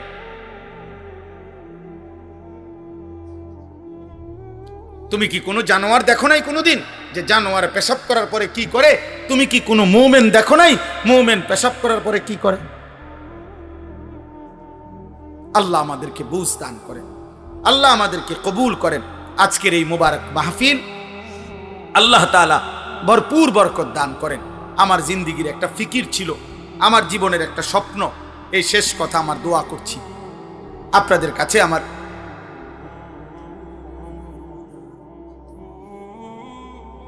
আমাদের প্রত্যেকেই, আমার একটা জিন্দিগির ইচ্ছা আকাঙ্ক্ষা, আমরা প্রত্যেকেই যেন আলহামদুলিল্লাহ এই কিশোর নওজোয়ান মুসলমানের সন্তান, এরা যেন আল্লাহমুখী হয়, আখিরাতমুখী হয়। আপনাদের রাত গভীরে অভিভাবকদেরকেও আমি বললাম, আপনারা যারা আসছেন কষ্ট করে, ছেলেরা যারা আয়োজন করেছেন, আল্লাহ আপনাদের সবাইকে ভালো রাখেন, কবুল করেন। বলেন আমিন, বলেন আমিন। কিশোর যুবক ভাই, তোমরা যারা 30 বছরের নিচে, তোমাদের কাছে আমার বিশেষ অনুরোধ, আল্লাহর ওয়াস্তে নামাজ পড়ো, ফজরের নামাজ পড়ো। এমন সুন্দর জীবন রাত, এমন সুস্থ সবল যৌবন আমার আব্বা নষ্ট করে দিও। হয়তো কেউ বলবে না, হয়তো কেউ ফেরাবে না। একদিন তুমি কোথাও না কোথাও থামতেই, একদিন তোমাকে স্টপেজ দিতেই হবে। বাস যত দ্রুত গতিতেই চলে, তার একটা অবশ্যই স্টপেজ আছে। বিমান যত দ্রুত গতিতেই চলুক, তার একটা গন্তব্য আছে। একখানে না একখানে থামতে হবে। হয় ফুয়েল শেষ হয়ে যাবে, আর নয়তো খল কবজা দুর্বল হয়ে যাবে। থামতেই হবে বাপ, আজ না হোক কাল। সেই থামার পরে 40 বছর পরে, 60 বছর পরে, কিংবা কবরে যদি পিছন দিকে তাকায় দেখি নেকি বলতে কিছু নাই, গুনার কোনো শেষ নাই, কি হবে তখন? কি হবে তখন? কবর। এজন্য চলো নিয়ত করি, আমরা ইনশাআল্লাহ নামাজ পড়ব। তো আল্লাহ তাআলা বললেন, বন্ধু, প্রিয় ভাই, আমার ছেলেরা, আমার বাপ, আমার এই মহব্বতের শেষ কথাটা শোনো। আল্লাহ তাআলা বললেন, বন্ধু, আজকে 11 বছর আমি আল্লাহ আপনার কাছে কোরআন নাজিল করেছি। আপনি জানেন আমি জিব্রাইল পাঠাইয়া পাঠাইয়া কোরআনের আয়াত নাজিল করেছি। কত বিধান, কত আহকাম, কত আয়াত আমি আপনার কাছে গত 11টি বছর জমিনে পাঠাইছি। কিন্তু আপনি জানেন আমি আল্লাহ একটা আমল আমি আজকে 11টি বছর আমি ইচ্ছা করে আমার কাছে রাখছি। আমি সিদ্ধান্ত নিছিলাম, বন্ধু, যেদিন আপনাকে আমি আল্লাহ সর্বশ্রেষ্ঠ মর্যাদা দান করব, সেদিনই আপনার উম্মতের জন্য সর্বশ্রেষ্ঠ আমলটা আমি আল্লাহ আমার কুদরতি নিজ হাতে আপনার পবিত্র হাতে তুলে দেব। এটা আজ হইল, আজ আপনার মর্যাদা হয়েছে সর্বোচ্চ। আজ আপনার উম্মতের জন্য আমলও দিলাম সর্বোচ্চ। এটাই 5 ওয়াক্ত নামাজের হাদিয়া। আজ আমি আমার নিজ হাতে, আমি এতদিন জিব্রাইল দিয়ে 11 বছর আমার আয়াত পাঠাইছি, আমার কথা পাঠাইছি। আজ আমি জিব্রাইলকে রাখি নাই আমার এখানে। বন্ধু, আমি আর আপনি ছাড়া কেউ নাই। আমি আমার কুদরতি হাতে, আপনার হাতে আমি সর্বশ্রেষ্ঠ, আজকে আপনার সম্মান চূড়ান্ত, আপনার উম্মতের আমলের সর্বোচ্চ আমল নামাজ 5 ওয়াক্ত আজ আপনার হাতে দিলাম। নেন, এর চাইতে দামি হাদিয়া আমি মালিকের খাজানায় আর নাই। আল্লাহু আকবার, সুবহানাল্লাহ। এই শ্রেষ্ঠ হাদিয়া দিলাম, এই শেষ কথা। অতএব প্রিয় বন্ধু, 5 ওয়াক্ত নামাজ এটা মেরাজের হাদিয়া। 5 ওয়াক্ত নামাজ আরশে আজিমের হাদিয়া। 5 ওয়াক্ত নামাজ আমার নবীকে আল্লাহ যেদিন সর্বোচ্চ মর্যাদা দিয়েছেন ওই দিনকার হাদিয়া। যেদিন তার মর্যাদা সর্বোচ্চ হয়েছে সেদিন উম্মতের জন্য আমলও দিয়েছে কি? নামাজের চাইতে সর্বোচ্চ আমল আছে কিছু? আর কিছু নেই। অতএব এইবার ইনসাফ থাকলে, বিবেক থাকলে, প্রিয় নওজোয়ান, প্রিয় বাবা, পর্দার আড়ালের মা বোন, সবাই মিলে নিজের ইনসাফ, নিজের যদি শেষ একটু বিবেক থাকে, ইমানের এক ফোঁটাও যদি থাকে, পবিত্র মার যদি দুধ খাইয়া থাকে, তাইলে একবারের জন্য হলো ভাইবো যে আল্লাহ পাক নিজ হাতে 5 ওয়াক্ত নামাজ তুলে দিছেন, আরশে আজিমে নিয়ে তুলে দিছেন, শ্রেষ্ঠ মর্যাদার দিন নবীকে সেদিন তুলে দিয়েছেন। এতটা পেয়ারা করে আদর মায়া করে যেই হাদিয়া নবী হাতে আল্লাহ উম্মতের জন্য বান্দার জন্য তুলে দিলেন, সেইটাকে প্রত্যাখ্যান করা, এটা কেমন উম্মত, কেমন আল্লাহর বান্দা? এই নাফরমান বেনামাজি, তুমি আল্লাহর সামনে কেমনে দাঁড়াইবা আর তোমার রাসূলের সামনে কেমনে দাঁড়াইবা? ফুলসিরাতে কেমনে পার হইবা? 5 ওয়াক্ত নামাজ বিনে সুপারিশ মিলবা কেমনে? হাউজে কাউসারের ফেন পানি মিলবে কিবা? মোবাইলে তো মোবাইলেই ঢোকে। এজন্য দিলে জমানো দরকার। মাঝখানে ছোট বড় ছেলেরা তোমরা বুট বাদামও খাইও না। আল্লাহর কথা দিল দিয়েই শুনতে হয়। কোনো গাফেল, অমনোযোগী, অবহেলা, তুচ্ছ তাচ্ছিল্য করলে, এই যে ভাই আপনি বাংলা বুঝছেন না ইংরেজি বলবেন, আপনি কি বাংলাভাষী না? তো এটা বোঝেন নাই বাংলাটা? না হয়তো এরকম হইতে পারে যে লন্ডনে থাকেন, বাংলা বোঝেন না। তো এজন্য বললাম যে মনোযোগ দিতে হয়। মনোযোগ দিলে বরকত হয়। আদব। কোনো গাফেল, যেই গাফেল, আল্লাহর কথার প্রতি যে গাফেল, সে মাহরুম হয়, বঞ্চিত হয়। বছরের পর বছর মসজিদে গেলেন, বের হইলেন, জুমার নামাজের বয়ান শুনলেন, কিন্তু ন্যূনতম কোনো পরিবর্তন নাই। যে যেমন আছি, যার চাল চলন কথাবার্তা, যেরকম লেনদেন একই রকম, তাহলে শুনলেন কি আর বুঝলেন কি? এটা তো ইনসাফের সাথে ভাবা উচিত। একটা বছরে 52 সপ্তাহ, তাহলে 52 সপ্তাহ ইমাম সাহেব জুমার বয়ান করে। সেই হিসেবে 52 সপ্তাহ বয়ান শোনার পরে অনেক কিছু জানার কথা, মানার কথা, অনেক কিছু শেখার কথা। কিন্তু আমাদের সমাজের মানুষ দেখবেন বললে পরে কয় এটি তো আমরা হুজুরে কইছে না। একেবারে মানে কাঁচা একটা মিথ্যা কথা ইমাম সাহেবের কান্দে উঠে দিই, ইমাম সাহেব তো বলছে না, অথচ উনি মনোযোগী ছিল না। ইমাম সাহেব ঠিকই বলছে।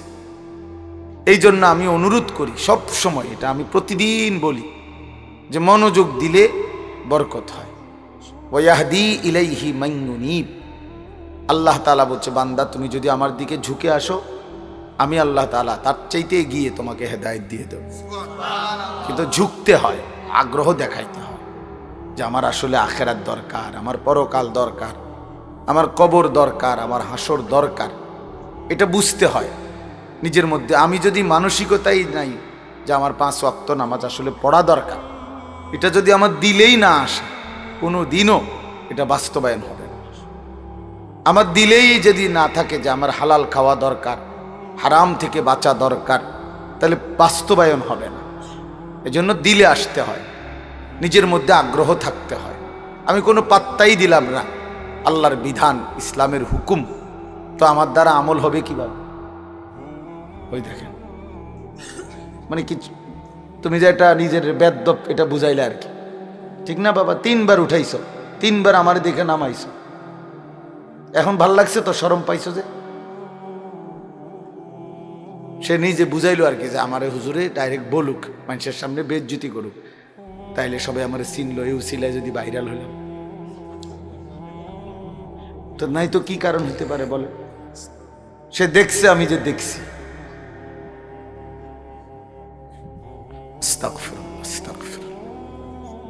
হ্যাঁ ভাইয়া, তো এজন্য বললাম এটা জরুরি যে আল্লাহর দিকে ঝুঁকতে হয়। হাদিসে কুদসির মধ্যে আছে, আল্লাহ তাআলা বলেন, ইবনা আদম কুম ইলাইয়া আমশি ইলাইকা। হে বনি আদম, তুমি আমার জন্য দাঁড়াও, আমি তোমার জন্য হাঁটবো। সুবহানাল্লাহ, আল্লাহু আকবার। ওয়ামশি ইলাইয়া উহারবিলু ইলাইকা। এরপর আল্লাহ বলেন, তুমি আমার জন্য হাঁটো, আমি তোমার জন্য দৌড়বো। আল্লাহু আকবার। পরিষ্কার হাদিস। তুমি আসবা যেদূর, আমি আসবো তার চাইতে বেশি, কিন্তু তোমাকে আসতে হবে। তুমি মসজিদের দিকে রওনা দিতে শুরু করলেই আমি আল্লাহ তোমার প্রতি কদমে কদমে নেকি লিখতে থাকি। কিন্তু শুয়ে শুয়ে তো নেকি উঠবে না। শুয়ে শুয়ে নেকি উঠবে কি না? আপনাকে রওনা দিতে হবে, ঝুঁকতে হবে আল্লাহর দিকে, আল্লাহর দিকে। হাদিসের মধ্যে আছে, আল্লাহ তাআলা বলেন হাদিসে কুদসি, তাফাররাগ লি ইবাদাতি, বান্দা তুমি আমার ইবাদতের জন্য সময় বাহির করো, তোমার সময় থেকে ফারেক করো, সময় আলাদা কইরো আমার ইবাদতের জন্য। তাহলে কি হবে? আল্লাহ ওয়াদা দিছেন, আমি তোমাকে 2টা পুরস্কার দেব। আমার নামাজ, আমার বন্দিগির জন্য যদি তুমি সময় দাও, 1 নাম্বার মালাতু সাদরাকা গিনান, আমি আল্লাহ তোমার অন্তর ধনী বানিয়ে দেব, মানে দিল শান্ত করে দেব, দিল খুশ, দিল খুশি তো তার দুনিয়া খুশি।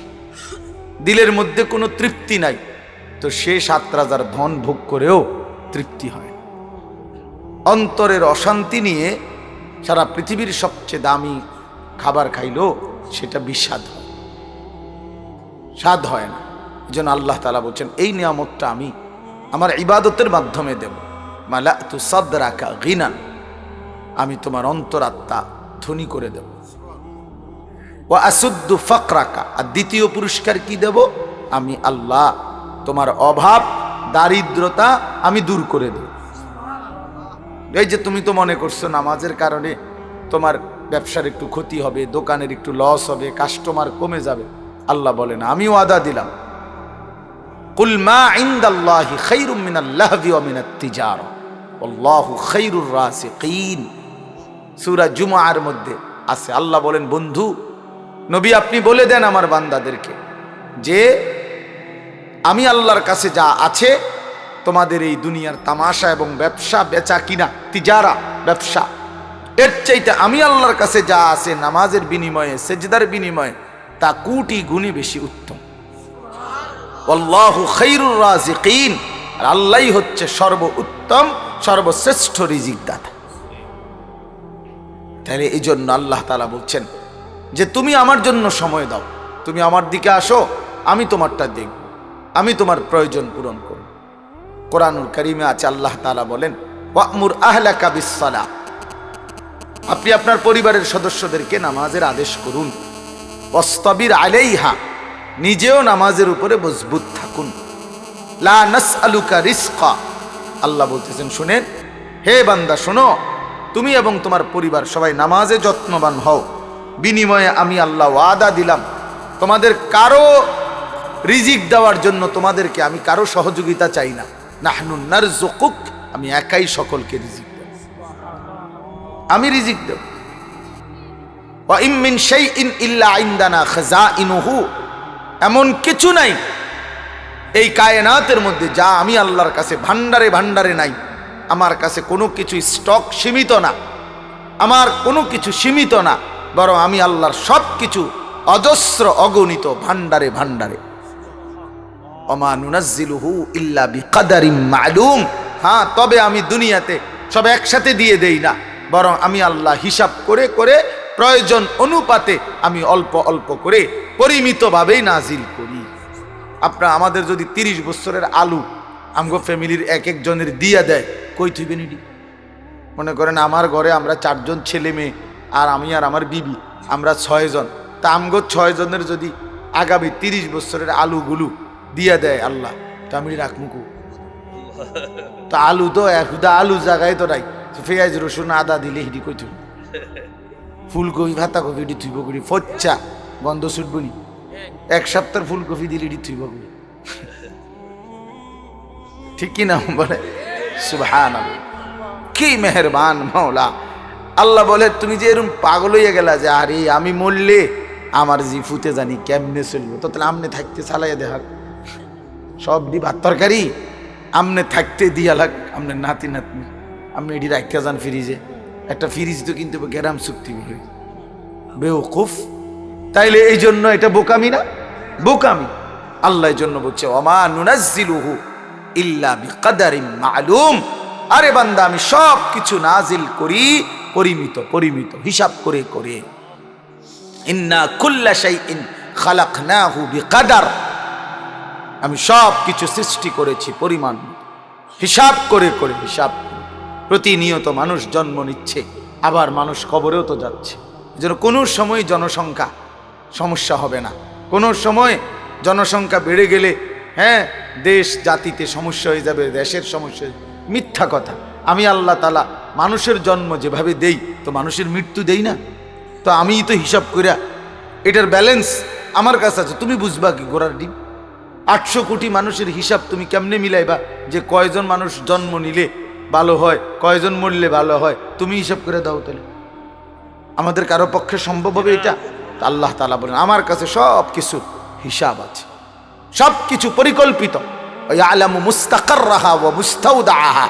আল্লাহ বলেন আমার কোন সৃষ্টি কখন কোথায় থাকে আমি সব জানি আগের থেকেই, এবং শেষ পর্যন্ত আমার কোন মাখলুক কোথায় মৃত্যুবরণ করবে, দাফন হবে, আমি তাও জানি, তাও জানি। এই জন্য দোস্ত আমার, বন্ধু আমার, নিজের উপরে রহম করা, দয়া করা, আল্লাহকে না ভুলা। নওজোয়ান ছেলেরা তোমাদেরকেও বলি বাবা, আল্লাহকে চিনা উচিত, আল্লাহকে চিনা উচিত। তোমাদের জীবনেও এটা রহম করো তোমরা। তুমি যদি আল্লাহকেই না চিনো, বানানেওয়ালাকে না চিনো, প্রিয় বন্ধু, তো জীবনে কিছুই চিনলা না। রং তামাশার ফুর্তি হঠাৎ করে বিবর্ণ হয়ে যায়, হঠাৎ করে দেখতে দেখতে সব ফুরায় যায়। আল্লাহ তাআলা যখন কাউকে সুখে রাখে তখনই বান্দা সুখে থাকে। আল্লাহ যখন পেরেশানি দেয় তখন আর কেউ সুখ দিতে পারে না। ওয়া ইন ইয়ামসাসকাল্লাহু বিদুররিন ফালা কাশিফা লাহু ইল্লা হু ওয়া ইন ইউরিদকা বিখাইরিন ফালা রাদ্দা লিফাদলিহি ইউসিবু বিহি মান ইয়াশাউ মিন ইবাদিহি। দোস্ত হইল হাফেজ সাহেব, আমি বললাম আকামের মানুষ, আমি তো কোরআন শরীফ হাফেজ না, তারপরে যেটুকু মনে থাকে এটুকু বলি।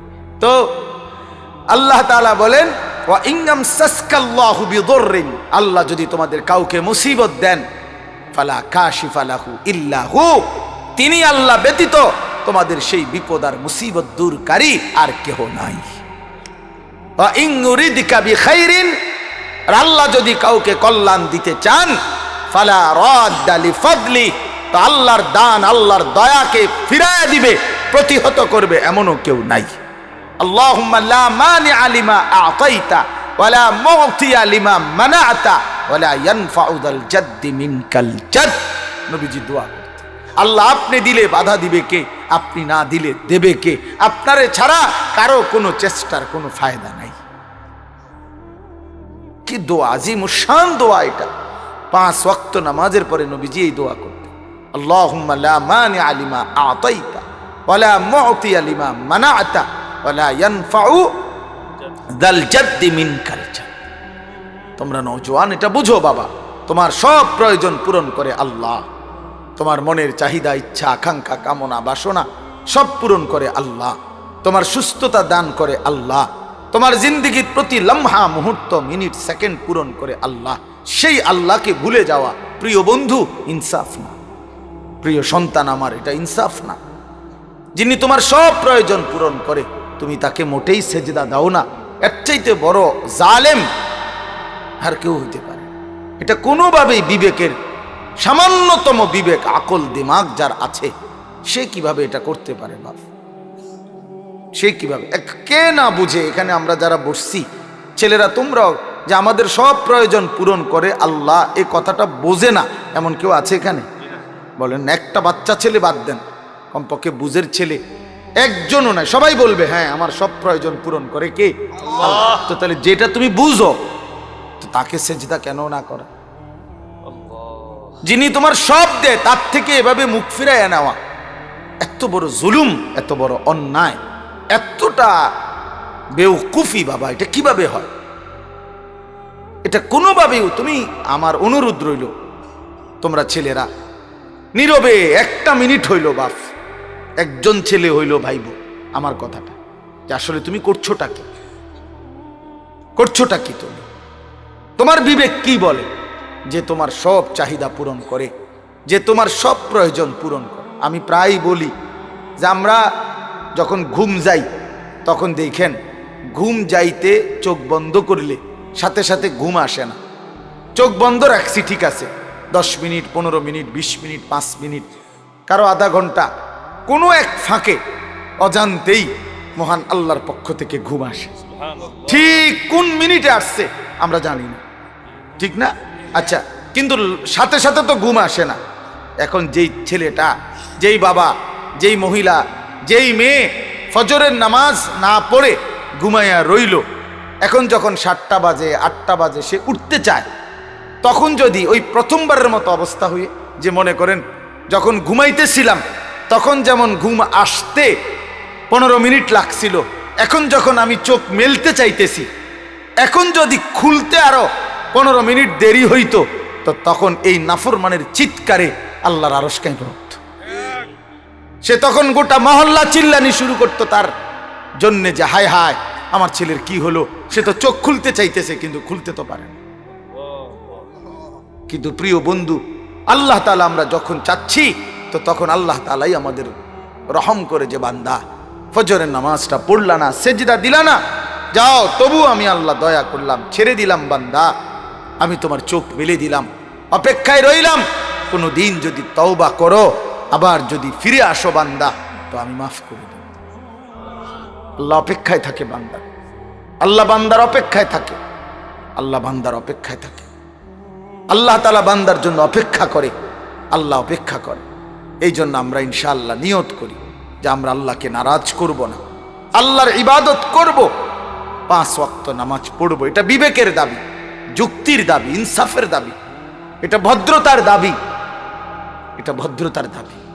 এজন্য যে নামাজ পড়ে না, মনের ইচ্ছা মতো চলে, নফসের গোলামি করে, শয়তানের তাবেদারি করে, শয়তানের অনুসরণ করে, আল্লাহর কসম, কোরআন শরীফের আয়াত শোনো, আল্লাহ কোরআনই বলছে, ফাআতবাআহু শাইতান ওয়াত্তাবাআ হাওয়াহু ফামাসালুহু কামাসালিল কালব ইন তাহমিল আলাইহি ইয়ালহাস আও তাতরুকহু ইয়ালহাস। আল্লাহ বলেন, যার শয়তান যার পিছে লাগছে এবং মনের ইচ্ছা মতো যে চলে, আল্লাহর কসম আল্লাহ কোরআনে বলে, ফামাসালুহু কামাসালিল কালব, তার উদাহরণ কুত্তার মতো, কুত্তার মতো, কুত্তার মতো, কুত্তার মতো, কুত্তার মতো, এটা কুত্তার মতো, এটা কুত্তার মতো, কুত্তার মতো। মনে রাখিস বেটা, মনের ইচ্ছা মতো, তোমার মন চাইছে তো চুল রাখছো, তোমার মন চাইছে তুমি নারী দেখতেছ, তোমার মন চাইছে তো খারাইয়া মুততে আসো, তোমার মন চাইছে তো তুমি রাস্তায় হাঁটতেছ, তোমার মন চাইছে তো মেয়ের পিছনে ঘুরতেছ, তোমার মন চাইছে তো উলঙ্গ ছবি দেখতেছ, তোমার মন চাইছে তো নর্তকীর নাচ দেখতেছ। হ্যাঁ, আল্লাহ কোরআনে বলছে এই জানোয়ার কুত্তার মতো। হ্যাঁ, কিছু আছে যে হুজুর আমনে আমারে কুত্তা না আরো কিছু কইলো, আমার শরম নাই, আমি বেডি সামু। ঠিক আছে বাবা, দেখো অসুবিধা কি, জানোয়ার কত কিছুই তো করতে পারে, জানোয়ার তো কত কিছুই করতে পারে, তারে নিয়ে কারো কি মাথা ব্যথা আসেনি? রাস্তার কুকুর কি করে না করে তারে নিয়ে কারো মাথা ব্যথা আছে? তো তুমি জানোয়ারকে নিয়ে কারো মাথা ব্যথা নাই মনে করো? তুমি নষ্ট হয়ে যাইতেছো, পচ্চা যাইতেছো। আমি তো একটু বলছি, হাজারো মানুষ তো বলেও না, বাবাও তো বলে না, আরে ছেলে বাপ তুই যে নষ্ট হয়ে যাচ্ছিস, কিরে বাপ, মাও তো কয় না, টেনশন শুধু পয়সা কামাই কর। পোলাগা নামাজ পড়ে না, এই নিয়ে টেনশন নেই, পয়সা কামাই করে না, এই নিয়ে টেনশন, মাথা ব্যথা শুধু টাকার জন্য। সবাই স্বার্থপর, সবাই স্বার্থপর। একদিন দেখবা কবরে আফসোস ছাড়ার কিছু মিলবে না। এজন্য আল্লাহ বলেন ফাআতবাআহু শাইতান, কোরআন শরীফের আয়াত কিনা বলে, সূরা আরাফের আয়াত। শয়তান তাকে অনুসরণ করছে, শয়তান তার পিছে লাগছে, ওয়াত্তাবাআ হাওয়াহু, সে মনের ইচ্ছার অনুসরণ করছে। ফামাসালুহু কামাসালিল কালব, তার উদাহরণ হলো কুত্তার মতো। ইন তাহমিল আলাইহি ইয়ালহাস আও তাতরুকহু ইয়ালহাস, আল্লাহ বলে কুত্তার স্বভাব হলো যে তাকে যদি তুমি দৌড়াও, তারাও, মানে তারে যদি দৌড়ানি দাও, তাইলেও সে জিহ্বা লম্বা করে নিঃশ্বাস ফেলে, আর যদি ছেড়ে দাও তাইলেও জিহ্বা লম্বা করে নিঃশ্বাস ফেলে। অর্থাৎ সে পেলেও জিহ্বা লম্বা করে, না পেলেও জিহ্বা লম্বা করে। তারে যে অবস্থাতে রাখো তার জিহ্বা লম্বা, আর জোরে জোরে নিঃশ্বাস নেয়, এরকম করে। এলো কুত্তার স্বভাব। আমি তাফসিরে নিজে পড়ছি, পৃথিবীতে একমাত্র প্রাণী কুকুর, যেই প্রাণী তার নিঃশ্বাস কষ্ট করে নিতে হয়। বাকি সব প্রাণী তাদের স্বাভাবিক, এই যে আমাদের ভেতরের গরম বাতাস বের হয়, নতুন বাতাস ভিতরে ঢোকে, অক্সিজেন, কার্বন ডাই অক্সাইড, এটার জন্য আলগা কোনো মেহনত করতে হয় না। অটোমেটিকলি আমার চলতে ফিরতে কথাবার্তায় উঠা বসায় অটোমেটিকলি ঢুকতেছে, বাইর হইতেছে, এটা মানুষের স্বভাব। কিন্তু যে কষ্ট করে অর্থাৎ ইচ্ছা করে নিঃশ্বাস জোরে নিয়া নিঃশ্বাস ফেলে বের করে, এটা কুকুরের স্বভাব। এই জন্য যে স্বাভাবিকভাবে আল্লাহকে মানে, তো এ তো ইনসানের আখলাক। যে ইচ্ছা করে বল করে নিজের খামখেয়ালি করে গুনার মধ্যে জুড়ে আছে, মনের চাহিদার মধ্যে জুড়ে আছে, তার আখলাক আল্লাহ বলছে কুত্তার মতো, কুকুরের মতো। এবার যদি তোমার কাছে লজ্জা না লাগে তো ধরে নাও তোমার লজ্জা চলে গেছে বঙ্গোপসাগরের ওই পারে। তোমারে আল্লাহ কোনো হায়া দিয়ে বানায় নাই। ইজা লাম তাস্তাহি ফাসনা মা শিতা, নবীজি বলছেন যখন তোমার লজ্জা নাই, হায়া নাই, তো যা, ঠিক আছে, ফাসনা মা শিতা, যা নাফরমান, যা মন চায় তাই কর। নবীজি বলছে, কত বড় ধমক দিছে নবীজি, যা বেঈমান, ঠিক আছে যা, তোর যেহেতু শরমে নাই, হায়ায়ে নাই, ফাসনা মা শিতা, যা মন চায় তাই কর, যা, তুই লুঙ্গি ফইরা হাঁট, খুল্লা হাঁট, অসুবিধা না, যা, তোর যেহেতু হায়ায়ে নাই, শরমে নাই। এজন্য প্রিয় বাবা, প্রিয় সন্তান, বুঝতে শিখো বাপ, নিজের ভালো দেখো, নিজের কল্যাণ দেখো। আপনারা বয়স্ক বাবা যারা আছেন, আপনাদেরকে বলি বাবা, শেষ বয়সের কদর করেন, হায়াতের কদর করেন, হায়াতের কদর করেন। আল্লাহ তাআলা শেষ হায়াত বিড়ি সিগারেটের জন্য দেয় নাই। আল্লাহ তাআলা শেষ জীবনটা পান সুপারি খাইয়া শেষ করার জন্য দেয় নাই। আল্লাহ তাআলা শেষ জীবনটা চা বন বিড়ি সিগারেটের জন্য দেয় নাই বাবা। চায়ের দোকানের আড্ডা, খামখেয়ালির গল্প স্বল্প, এই জন্য দেয় নাই। আল্লাহ পাক বান্দা হিসাবে আমাকে সুযোগ দিয়েছেন, আপনাকে, যে বান্দা ঠিক আছে, তোমাকে কতজনকে তো আমি এত লম্বা হায়াত দেই না, যাও বান্দা, তোমার উপরে আমি একটু মায়া করলাম, তোমারে 60 বছর দিলাম, 70 বছর দিলাম, দেখি তুমি আখেরাতের পুঁজি বাড়াইতে পারো কিনা।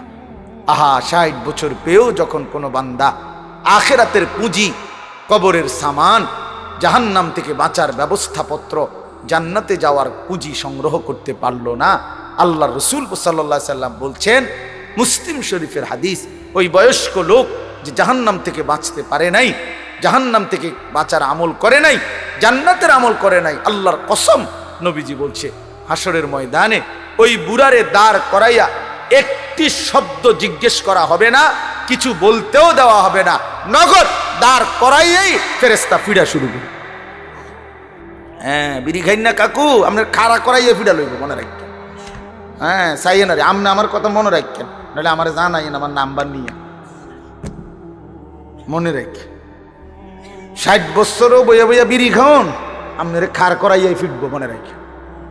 আমি বললাম 60 বছর বয়সও চা দোকানে বেড়ি খাওন, আমনে কবরের থেকে শুধু উঠলেই ফিরা শুরু হইল।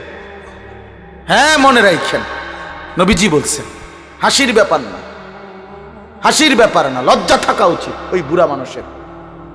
60 বছর বয়সের পরও যে এখনো নারী দেখে, ছবি দেখে, নাটক সিনেমা দেখে, টেলিভিশন দেখে, চা দোকানে আড্ডা দেয়, এই বুড়া মানুষটার কোনো লজ্জা শরম বলতে কিচ্ছু নাই, কিচ্ছু নাই, কিচ্ছু নাই।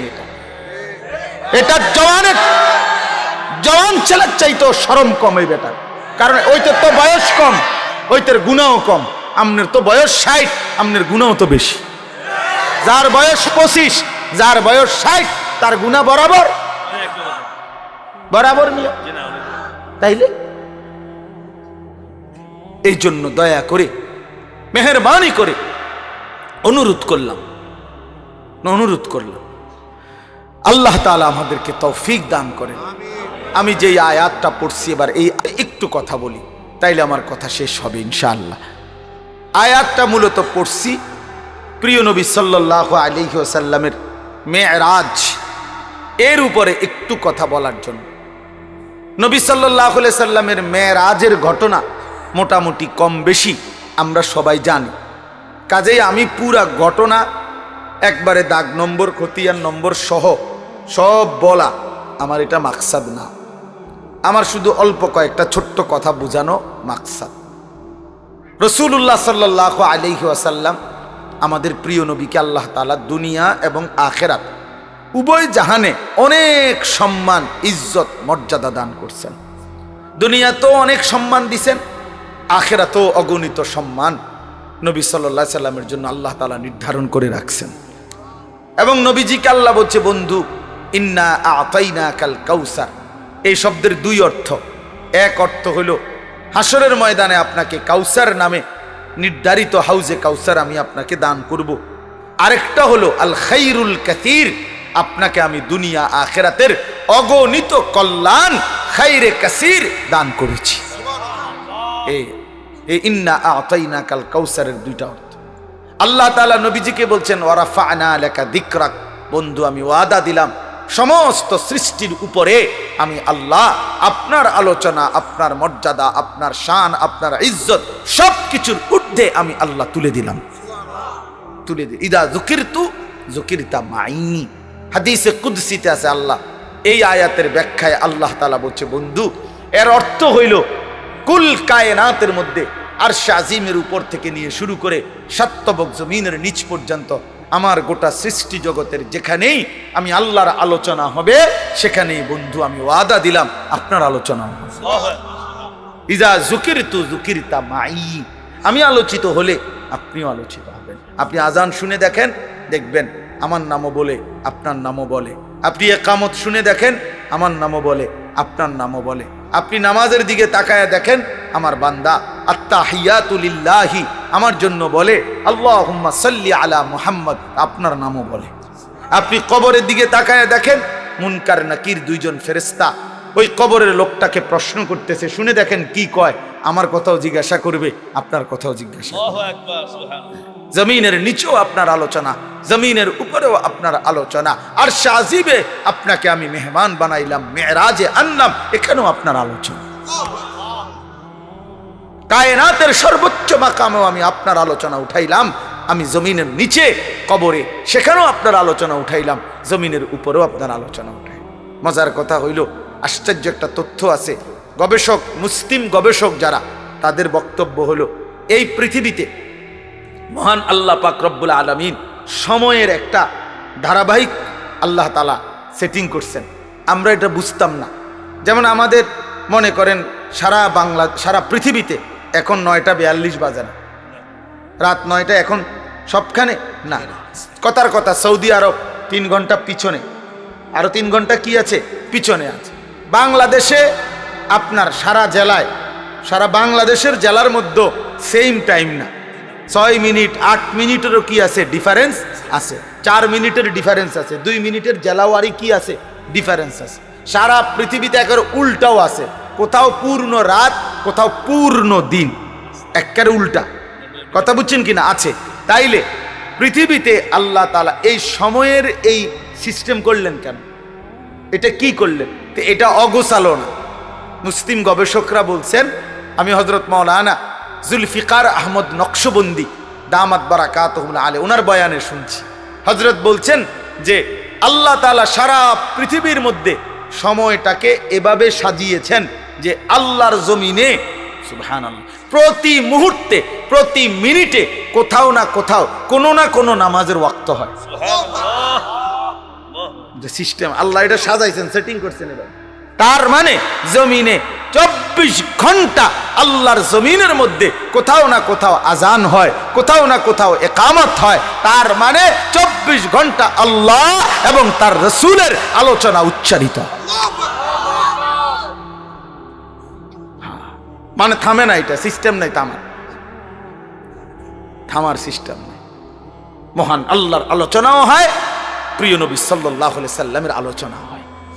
এমন আজিমুশান নবী আল্লাহ আমাদেরকে দান করছে, আল্লাহ তাআলা আমাদেরকে দান করছে। সুবহানাল্লাহ। এই জন্য প্রিয় ভাই, আল্লাহ তাআলা আমাদের নবী সাল্লাল্লাহু আলাইহি সাল্লামকে দুনিয়ায় অনেক মর্যাদা দিয়েছেন, অনেক অনেক অনেক মর্যাদা। আমাদের উম্মতের জন্য নবীজির ভালোবাসায় আল্লাহ অনেক কিছু সহজ করে দিয়েছেন। আগে মুসা নবীর উম্মত কোনো নাপাক লাগলে কাপড়ের ওই অংশটুকু, যেটুকুর মধ্যে বীর্য পায়খানা লাগছে, ওইটা কাইটে ফেলতে হইতো কাপড়টা, এরপরে ওইটা আবার পরে তালু দিত। এই কাপড় কাইটা ধুইলে এরপরে পবিত্র হইতো, নাইলে পবিত্র হইতো না। আর আমাদের জন্য আল্লাহ তাআলা নবী সাল্লাল্লাহু আলাইহি সাল্লামকে বলছে, বন্ধু না, আপনার জন্য আমি সহজ করে দিলাম, আপনার উম্মতের জন্য সহজ করে দিলাম। ওইটুকু কাপড় কাটতে হবে না, বরং এমনিতেই 3 বার পবিত্র করে বিসমিল্লাহর সাথে ধুয়ে নিলে আমি আল্লাহ পবিত্র ঘোষণা দিলাম, আসান করে দিলাম। আগে যুদ্ধে কাফেরদের মোকাবেলায় যখন যুদ্ধ করতো ইমানদাররা, তো যুদ্ধে বিজয় লাভ করলে যে গনিমতের মাল পাইতো কাফেরদের, সেগুলো খাওয়ার অনুমতি ছিল না আগের নবীদের আমলে ইমানদারদের জন্য।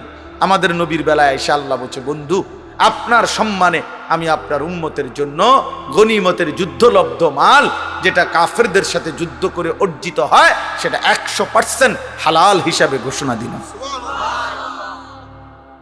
আগে নবীদের আমলে কোরবানি করিলে কোরবানির প্রাণী খাওয়ার অনুমতি ছিল না। আগে নির্দিষ্ট জায়গায় রাখতে হইতো, আল্লাহর পক্ষ থেকে আগুন আইসা কোরবানিটাকে জ্বালায়া দিত। বিকুরবানিন তাকুলুহুন নার, কোরআন শরীফে আছে, আগুন আইসা খাইয়া ফেলতো, মানে পোড়াইয়া ফেলতো। এটা ছিল আগে নিয়ম। আল্লাহ তাআলা আমাদের নবীকে বললেন, বন্ধু আপনার সম্মানে আপনাকে আমি ইজ্জত দিলাম, আপনার সম্মানে আপনার ইমানদার উম্মতের জন্য আমি আল্লাহ অনুমতি দিলাম কোরবানি করার পর, ফাকুলু মিনহা ওয়া আতইমুল বাঈসাল ফাকির, তোমরাও খাও, অভাবী দুস্থ অসহায় কেউ খাওয়াও। হালাল করে দিল, হালাল।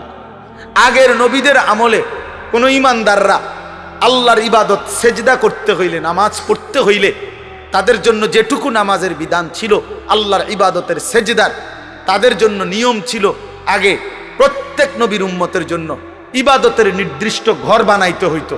মানে মসজিদ ঘর না বানাইয়া ইবাদতের নির্ধারিত জায়গা ঠিক না করে সেজদা দেওয়ার অনুমতি ছিল না যত্রতত্র।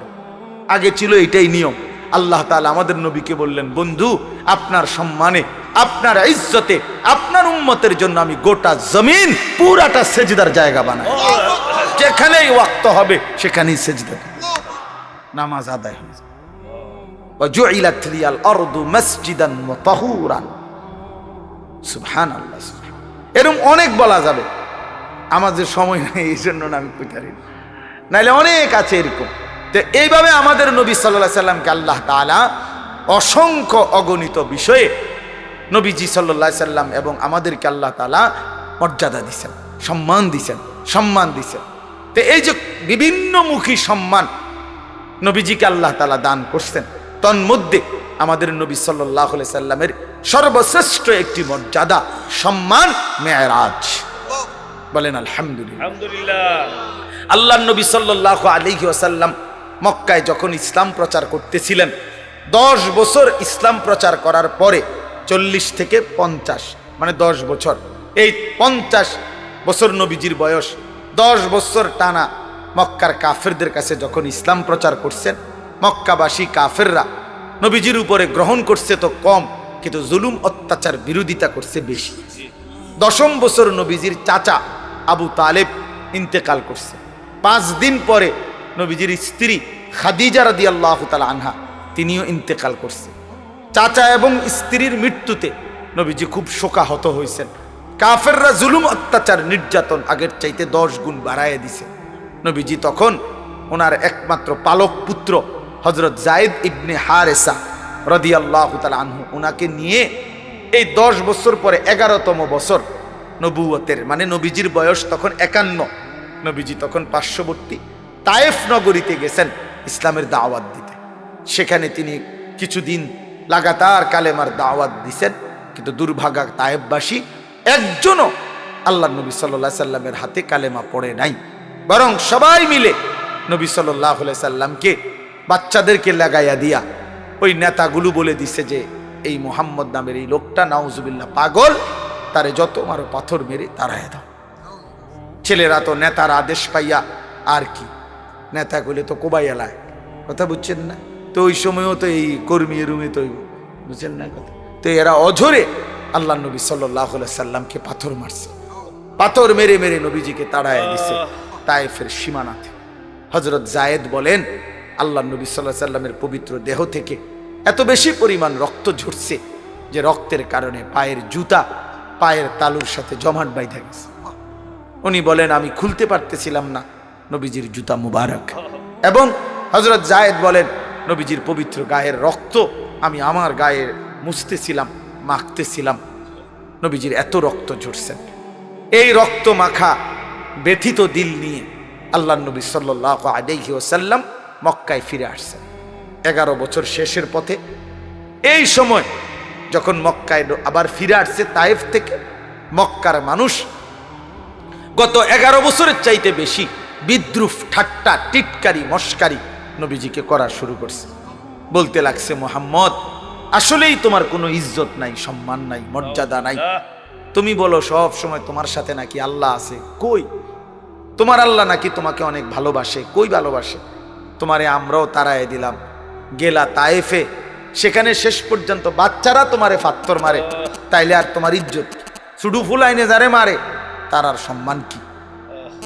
এই কথাগুলো যখন নবীজিকে রাস্তার গলিতে গলিতে কাফেররা বলতেছিল, তো ভেবে দেখেন বাবা, নবীজির কলিজার মধ্যে তখন কেমন লাগতেছিল। আল্লাহ নবী সাল্লাল্লাহু আলাইহি সাল্লামের ব্যথা ভরা দিল, আবার গাওটাও রক্তাক্ত, শরীরটাও ভাঙ্গা, দিলটাও ভাঙ্গা। এই অবস্থায় মহান আল্লাহ পাক এই যখন কাফেরদের বিদ্রুপ, ঠাট্টা বেড়ে গেছে, তো আল্লাহ তাআলা একদিন জিব্রাইলকে এই 11তম বৎসরের পরে আল্লাহ নবীজিকে জিব্রাইলকে পাঠাইয়া আল্লাহ বললেন, জিব্রাইল যাও, অনেক হয়েছে, আমার বন্ধুরে এবার আমার কাছে নিয়ে আসো। আমি আমার বন্ধুর চোখের পানি দেখছি, আমার বন্ধুর তায়েফের প্রতি ফোঁটা রক্ত আমি দেখছি। যাও জিব্রাইল। বেঈমানরা বলতেছে আমি নাকি আমার বন্ধুকে ইজ্জত দেই নাই, সম্মান দেই নাই। আজ আমি পৃথিবীবাসীকে দেখাবো সম্মান কাকে বলে, ইজ্জত কাকে বলে। যাও জিব্রাইল, আমার বন্ধুকে আনো, আমি আরশে আজিমে আমার মেহমান খানায় নিয়ে আসো, আমি নিজ হাতে বন্ধুর রক্ত মুছে দেব, চোখের পানি মুছে, চোখের পানি মুছে দেব আমি। যাও, আমি আদর করব বন্ধুকে, আমি ভালোবাসা দেব, আমার দোস্তকে নিয়ে আসো। আল্লাহ নবী সাল্লাল্লাহু আলাইহি সাল্লাম জিব্রাইল বোরাকে চড়িয়ে, আমি সংক্ষেপে বললাম, বোরাকে চড়িয়ে মসজিদ আকসা থেকে 7 আসমানের ঊর্ধ্বে আরশে আজিমে মহান আল্লাহ পাকের কাছে নিয়ে গেলেন। আল্লাহ তাআলা তখন বললেন, বন্ধু জানেন আপনি এখন কোথায় আসছেন? তা আল্লাহ তাআলা বললেন, বন্ধু আপনাকে এখন আমি যেখানে দাঁড় করাইলাম, আপনার কদমের নিচে আমার গোটা মাখলুকাত, আমার গোটা সৃষ্টি আপনার পায়ের নিচে, আপনার মাথার উপরে সৃষ্টি বলতে আর কিছু নাই, উপরে এখন আছি শুধু আমি আল্লাহ।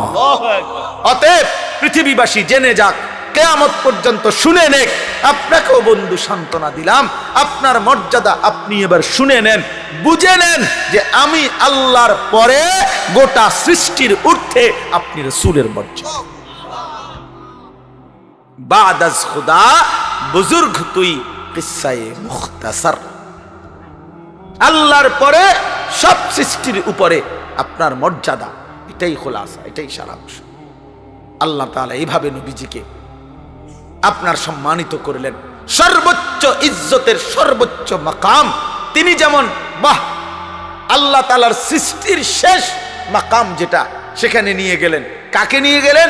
যিনি আম্বিয়াদের মধ্যে শেষ, তিনি খাতামুন নবিয়্যিন, তিনি সমস্ত আম্বিয়াদের আখেরি নবী। আল্লাহ বলেন, মর্যাদারও আখেরি মাকামে আমি আপনাকে নিয়ে গেলাম, এর চাইতে শেষ আর কোনো মাকাম নাই। আপনি যেমন আখেরি নবী, আপনার ইজ্জত আমি আখেরি মাকামে, সর্বোচ্চ মাকামে নিলাম, সর্বোচ্চ মাকামে নিলাম। হ্যাঁ হ্যাঁ, আল্লাহ তাআলা বললেন, এবার যত উপরে ওঠে মানুষ চারদিকে বেশি দেখা যায়, তো আল্লাহ যেন বললেন, বন্ধু আরশে আজিমে দাঁড়িয়ে এবার আপনি চারদিকে তাকান, আমার গোটা সৃষ্টি দেখতে পাবেন। দেখেন, দেখছেন তো? নবী যেন বলছে, হ দেখছি। তা আল্লাহ তাআলা বলেন, তাহলে শুনেন, এবার দ্বিতীয় মর্যাদা শুনেন। এক তো কইলাম আপনার মাকাম আমি আল্লাহর পরে সব সৃষ্টির উপরে, এবার দ্বিতীয় সম্মানটা শুনেন। সেটা হলো এই যে আমার সৃষ্টি জাহান দেখলেন, এই সবটার যে টুকের রব আমি আল্লাহ, ওইটুকুর রহমত আপনি মুহাম্মাদুর রাসূলুল্লাহ। আমি রব্বুল আলামিন, আপনি রাহমাতুল লিল আলামিন। এক শব্দ ব্যবহার করছে, রব্বুল আলামিন নিজের জন্য ব্যবহার করছে, তো বন্ধুর জন্য ব্যবহার করছে রাহমাতুল লিল আলামিন, রাহমাতুল লিল আলামিন। কি আজিমুশ শান মর্যাদা দিয়েছে। মুহাম্মদ হামিদে হামদে খুদা বাস, खुदा मदहे आफरी मुस्तफ़ा बस मोहम्मद अज तुमी खाहम खुदारा खुदाया अज तु हुब्बे मुस्तफ़ा। মানে কি? মানে হইল আল্লাহর প্রশংসায় নবীজি যা কইছেন তাই যথেষ্ট, নবীর প্রশংসায় আল্লাহ যা করছেন তাই যথেষ্ট।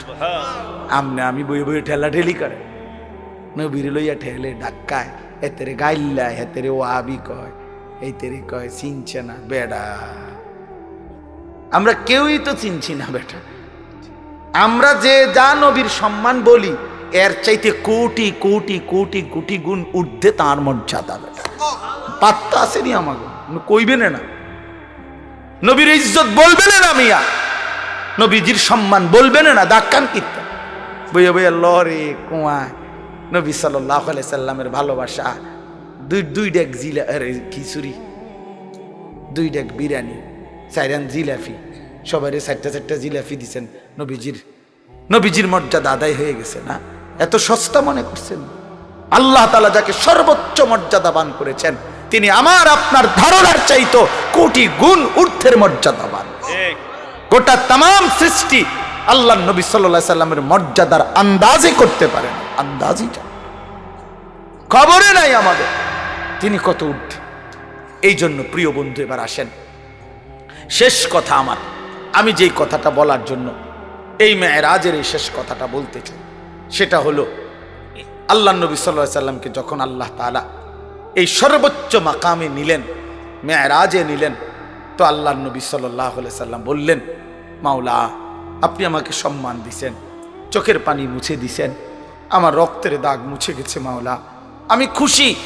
আমার গত 1 বছরের পাথরের আঘাত, 11 বছরের কষ্ট, নির্যাতন, জুলুম, কাফেরদের মন্দ গালি গালাজ সব ভুলে গেলাম, সব ভুলে গেলাম। আমি তো আপনাকে দেখলাম, আমি আপনার দরবারে আসলাম, আমি আপনার দুয়ারে আসলাম। এখন মাওলা আমি যে আবার ফিরে যাব জমিনে, আমার উম্মতের জন্য কি দিলেন?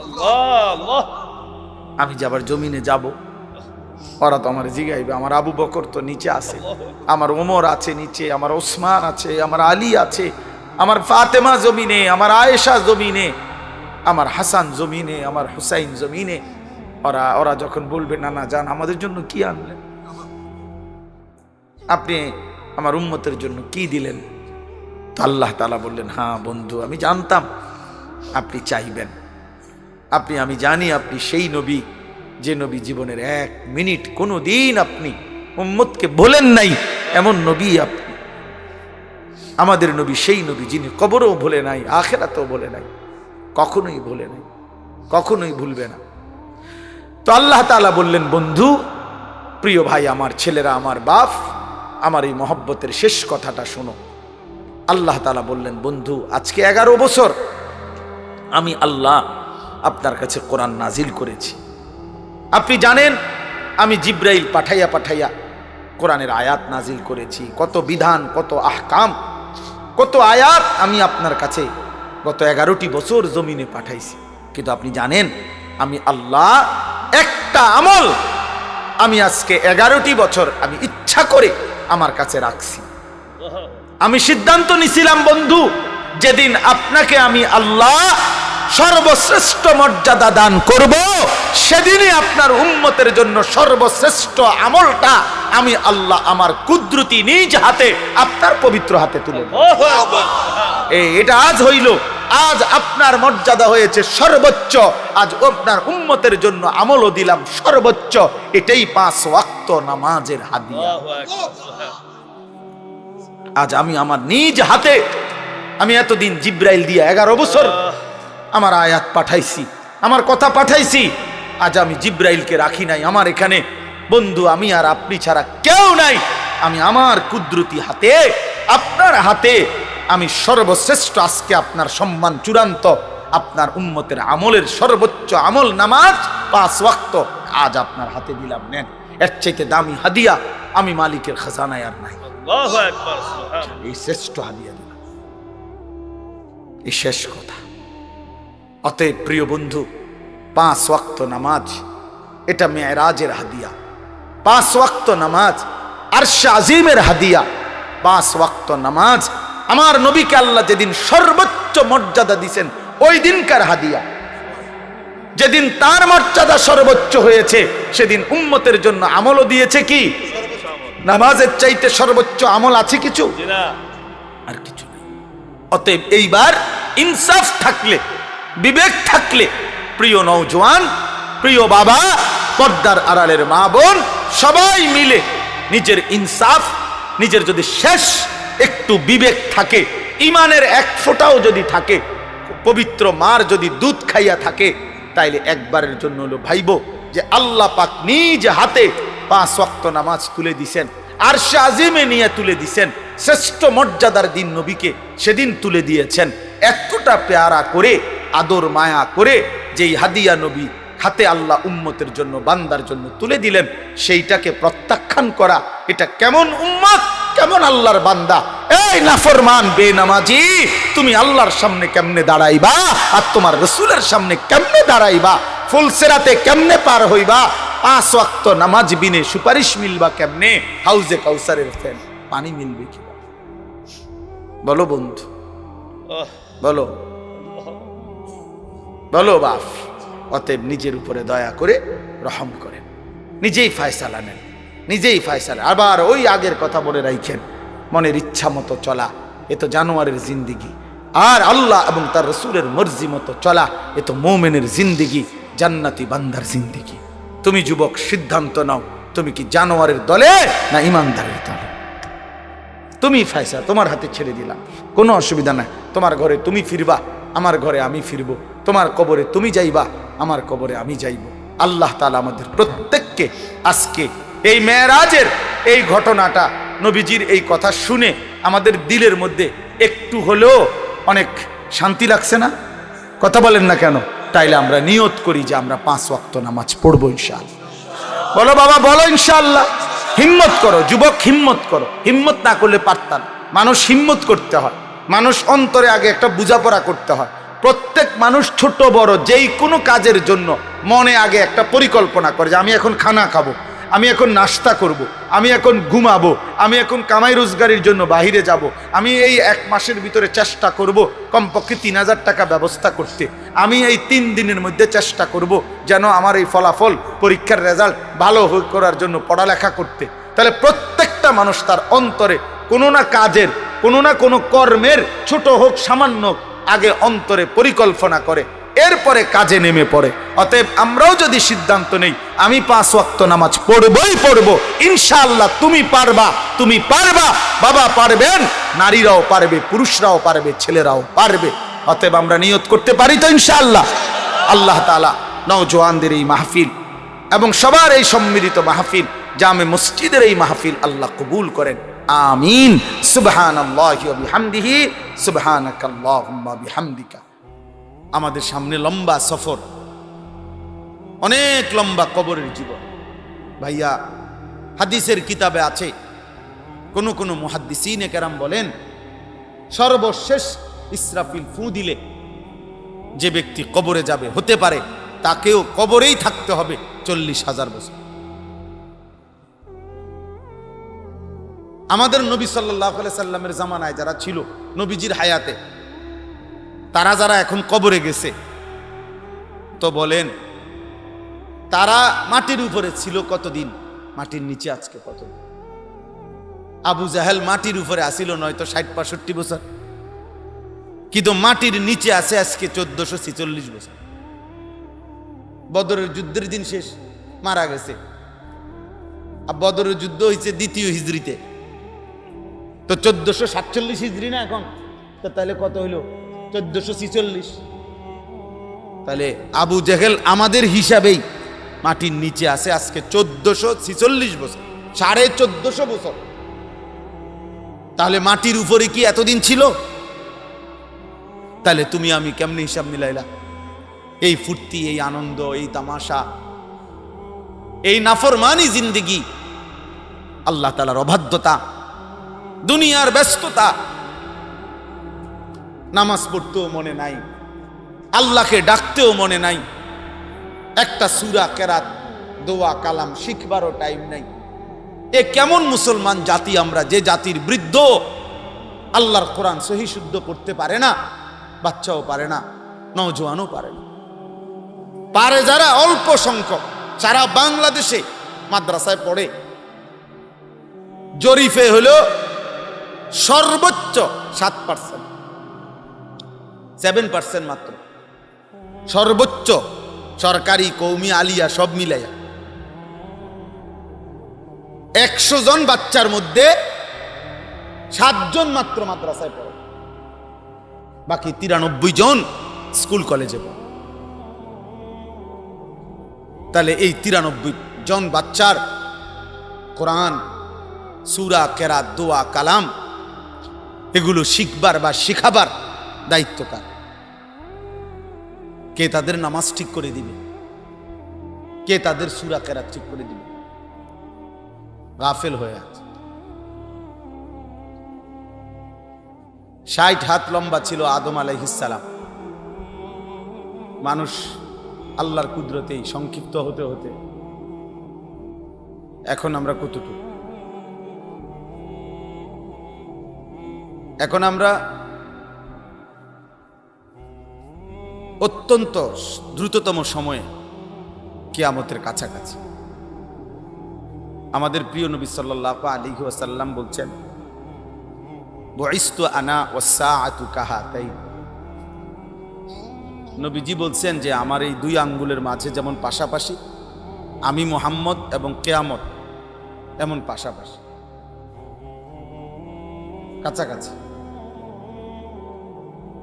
এই জন্য সময় কম, হায়াতও কম। নবী সাল্লাল্লাহু আলাইহি ওয়াসাল্লাম বলছেন, আমারু উম্মতি মা বাইনা 60 ও 70। আমার উম্মতের স্বাভাবিক বয়স হবে 60 থেকে 70-এর মাঝে, এর মধ্যেই অধিকাংশ চলে যাবে কবর।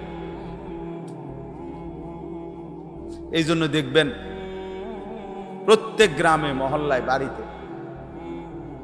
কিশোর, নওজোয়ান, যুবক এই বয়সী যদি হয় একটা বাড়িতে 30 জন, তো বয়স্ক মুরব্বী 80 বছর, 90 বছর, 75 বছর, 70 বছর এমন আছে 1 জন বা 2 জন। তাহলে এত ব্যবধান কেন? যদি কিশোর যুবক থাকে 30 জন, তো গড়ে বয়স্ক লোক তো কমপক্ষে 15-20 জন থাকার কথা। কিন্তু মানুষ বলে যে আমাকে ওই চাচা, উনি আর বাকি এই দাদা আর রয়েছে আমগো পুরা বাড়িতে মুরব্বীদের মধ্যে, এমন বলে না? এটাই বাস্তবতা, এটাই বাস্তবতা। আমি আপনাদের দেখাই,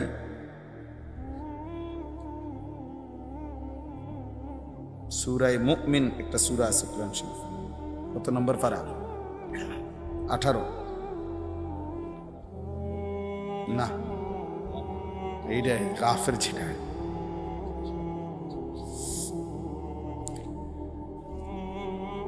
এটার আরেকটা নাম কাফের।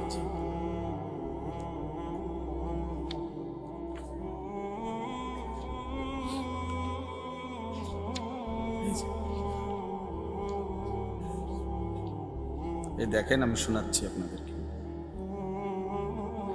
সূরা মুমিন মানে গাফির, এই সূরার মধ্যে আল্লাহ তাআলা বলেন, হুয়াল্লাযী খালাকাকুম মিন তুরাবিন। আল্লাহ তোমাদেরকে সৃষ্টি করেছেন মাটি থেকে। সুম্মা মিন নুতফাতিন, অতঃপর মাটি থেকে খাদ্য, ফসল, খাবারের আকারে তোমাদেরকে তোমাদের পিতার বীর্য হিসাবে নুতফা তৈরি করেছেন। সুম্মা মিন আলাকাতিন, তো বীর্যের ফোঁটা থেকে ধীরে ধীরে আল্লাহ তাআলা আরো কতগুলো কাজ করেছেন। গোশতের একটা টুকরা বানিয়েছেন, হাড্ডির একটা খাঁচা বানিয়েছেন, সারা অঙ্গে গোশত পরিমাণ মতো লাগায়া একটা দেহের আকৃতি দিয়েছেন, রূহ ফুঁকে দিয়ে পৃথিবীতে পাঠাইছেন।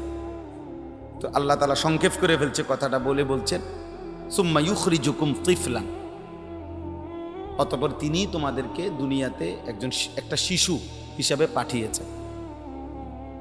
সুম্মা লিতাবলুগু আশুদ্দাকুম, অতঃপর তোমাদেরকে তিনি যৌবনে পূর্ণ শক্তিতে পৌঁছিয়ে দিয়েছেন। সুম্মা লিতাকুনু শুয়ুখা, অতঃপর কিছু সময় পরে আবার তোমাদেরকে বৃদ্ধ অবস্থায়, ওই দেখেন ওই অপদার্থ কি করে, বেটা ওঠ এখান থেকে, বেটা যাও, বেটা ওঠো, বেটা এখান থেকে, ফালতু কথা কর, বেটা ফাইজলামি করো এখানে। হ্যাঁ, এটা নির্বাচনী জনসভা যে তোমার আমার ভোটের দরকার, যে রুমে হোক মানুষ, নিষেধ করা হয় নাই বেটা, বলো এখন ধমকটা শুনলা কেন? খামখেয়ালি অসংখ্য ছেলে পারে এমন অবস্থা যে মানে কোন শক্তি তাকে মোবাইল থেকে বিরত রাখে। একটা ঘন্টা আত্মহত্যা করবো প্রয়োজনে, মরে যাবে, মরে যাবে। আফসোসের বিষয়, আফসোসের বিষয়। আমরা কি এখানে 10 ঘন্টার জন্য বসছি বলেন? তার তুমি অল্প একটু সময় সবর করো না, না, শয়তান তাকে 1 মিনিট থামতে দিবেন।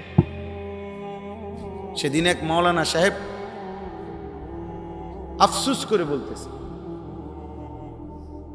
দাওরায়ে হাদিসের ছাত্র, বড় মোবাইল ব্যবহার করে দেখে মোবাইলটা তার আটকায় নিছে, বলছে না তোমার মোবাইল দেওয়া হবে না, বাড়ির যাওয়ার সময় তোমারে দেওয়া হবে, এখন তুমি পড়ো।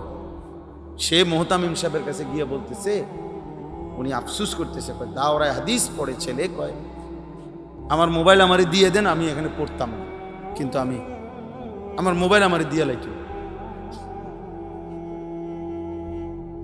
মানে সে প্রয়োজনে মাদ্রাসা ছেড়ে দিবে, পড়ালেখা ছেড়ে দিবে, আমার মোবাইল আমারে দিয়ে দিত। আহা, আফসোসের ব্যাপার। সে মানে কেমন দুঃখজনক বলেন। আল্লাহর কোরআন প্রয়োজনে ছেড়ে দেব, নবীর সুন্নাত ছেড়ে দেব, হাদিস ছেড়ে দেব, মাদ্রাসা বদলাবো প্রয়োজনে, শিক্ষক দরকার 10 মাদ্রাসা বদলামো 6 মাসের ভিতরে, মোবাইল চালাইতে দিত,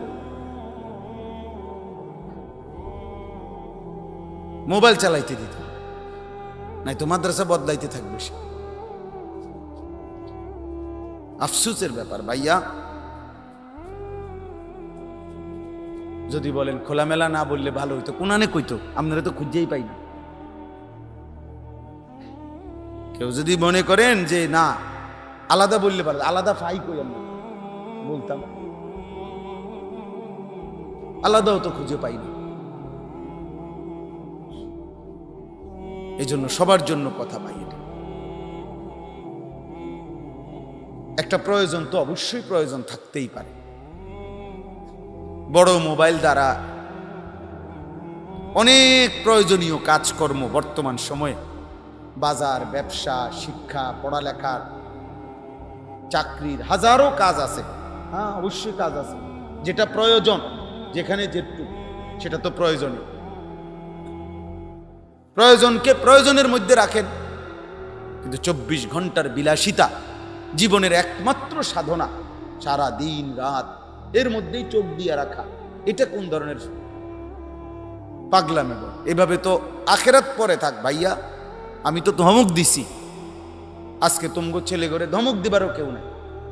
তোমরা মনে করছো আর কি কেউ বাধা দিচ্ছে না বলে তুমি খুব খুশি? না রে দোস্ত, কসম খোদার, যাকে কেউ টেনে ধরে না, যাকে কেউ ফিরায় না, যারে কেউ আল্লাহর দিকে আনতে চেষ্টা করেও না, ছেড়ে দিছে তারে, কসম খোদার এটা হলো ওই ব্যক্তির উপরে আল্লাহর সবচেয়ে বড় লানত, যে তার কোনো অভিভাবক নাই,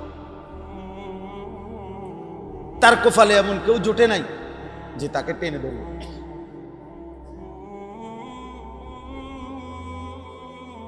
তাকে ফেরাবার চেষ্টা করবে। ওয়ালা তাকুনু কাল্লাযীনা নাসুল্লাহা ফাআনসাহুম আনফুসাহুম। আল্লাহ বলছে আমারে ভুলে গেছো বান্দা, ঠিক আছে, আমি তোমার পরিচয় ভুলায় দাও, তোমার আর কোনোদিন মনে পড়বে না তুমি মুসলমান।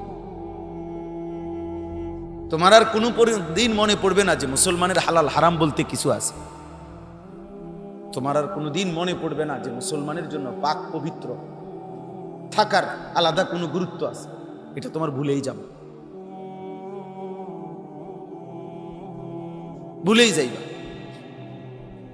তাহলে কোনো মানুষের উপরে আল্লাহর সবচেয়ে বড় আযাব, এটা আমার শায়েখ বলছে, আল্লামা মুফতি মুশতাকুর নবী কাসিম হুজুর বলছে, কোনো মানুষের উপরে আল্লাহর সবচেয়ে বড় শাস্তি কি? যে আল্লাহ তাআলা তাকে আত্মভোলা করে দিছে, সে আর এটা মনেই নাই তার যে কবর হবে, আখেরাত হবে, হাসরের ময়দান হবে, বিচার হবে, তার যে আমলনামা লিখা হইতেছে, তার যে গুনাহ থেকে বাঁচা দরকার, এটা হারাম, এটা হালাল, এটা জায়েজ, এটা না জায়েজ, এই কথাটাই যে ভুলে গেছে।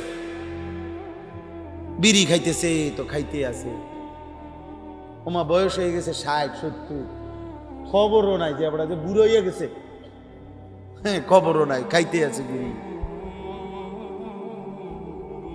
মিথ্যা বলতেছে তো বলতেই আছে, সুদ খাইতেছে তো খাইতেই আছে, কিস্তি নিতেছে তো নিতেই আছে, নাচ গান টেলিভিশন দেখে তো দেখে, বয়স হয়ে গেছে 60, প্রতিদিন চা দোকানে একরকম চা, নাচ গান দেখে টেলিভিশন। মহিলা বেপর্দা তো প্রতিদিন বেপর্দা, গালি দেয় তো প্রত্যেক কথায় গালি দেয়। পরে ভাইয়া এটা কেমন জীবন যে একদম ভুলেই গেছে যে গুনাহ, যে গুনাহ এটা যে হারাম, এটা ভুলেই গেছে, যা দিল থেকে মুছে গেছে। কি পরিমাণ মুসিবত, কি পরিমাণ দুর্ভাগ্য, কি পরিমাণ বদনসিব এটা ভাইয়া। এজন্য বললাম আমি এই ব্যাপারে কঠোর মানুষ। আমি তো সুন্দর করে ভদ্রচিত ভাবে বলছি যে ভাই কেউ মোবাইল হাতে রেকর্ড করবে, বলি নাই এটা বলে খালাস, এটা মেনে নিলেই তো হলো। অনেক শ্রোতা দিয়ে আমি করবো কি ভাই, জনপ্রিয়তা দিয়ে আমি করব কি? আমি তো ইলেকশনে দাঁড়াইছি না যে আমার জনসমর্থন দরকার, ওই ইলেকশনে দাঁড়াইবার ইচ্ছাও নেই। মনে করেন আপনি কবেন যে আপনারে দেয় কে না, আমার কেউ দেওয়ানোর দরকার নেই। আমরা হুজুরে রাগ করলে বলতো আমার এক ওস্তাদ, যা তোরও আমি দেখতে পারি না, তুইও আমার দেখতে পারিস না, যা সমান সমান সমান সমান। তাহলে এই জন্য ভাইয়া ফিরতেই হবে, বুঝতে হবে আত্ম উপলব্ধি অনেক বড় নিয়ামত। মানে আমি আমাকে চিনা, আমি আমাকে বুঝা, নিজেকে চেনা অনেক বড় নিয়ামত। বুজুর্গরা তো এই জন্য বলে, এটা হাদিস না যদিও, কিন্তু আউলিয়াদের কথা, যে নিজেকে চিনলো, সে কাকে চিনলো? আল্লাহকে চিনল। আসলে বাস্তবতা নিজেকে চেনা। আমি মুসলমান, আমারে নামাজ পড়তেই হবে, আমার যত কষ্টই হোক আমারে ফজরের নামাজ পড়তেই হবে, কারণ আমি তো মুসলমান। এই যে উপলব্ধি, এই বিশ্বাস কলিজা এটা বসা অনেক বড় নিয়ামত, অনেক বড় নিয়ামত।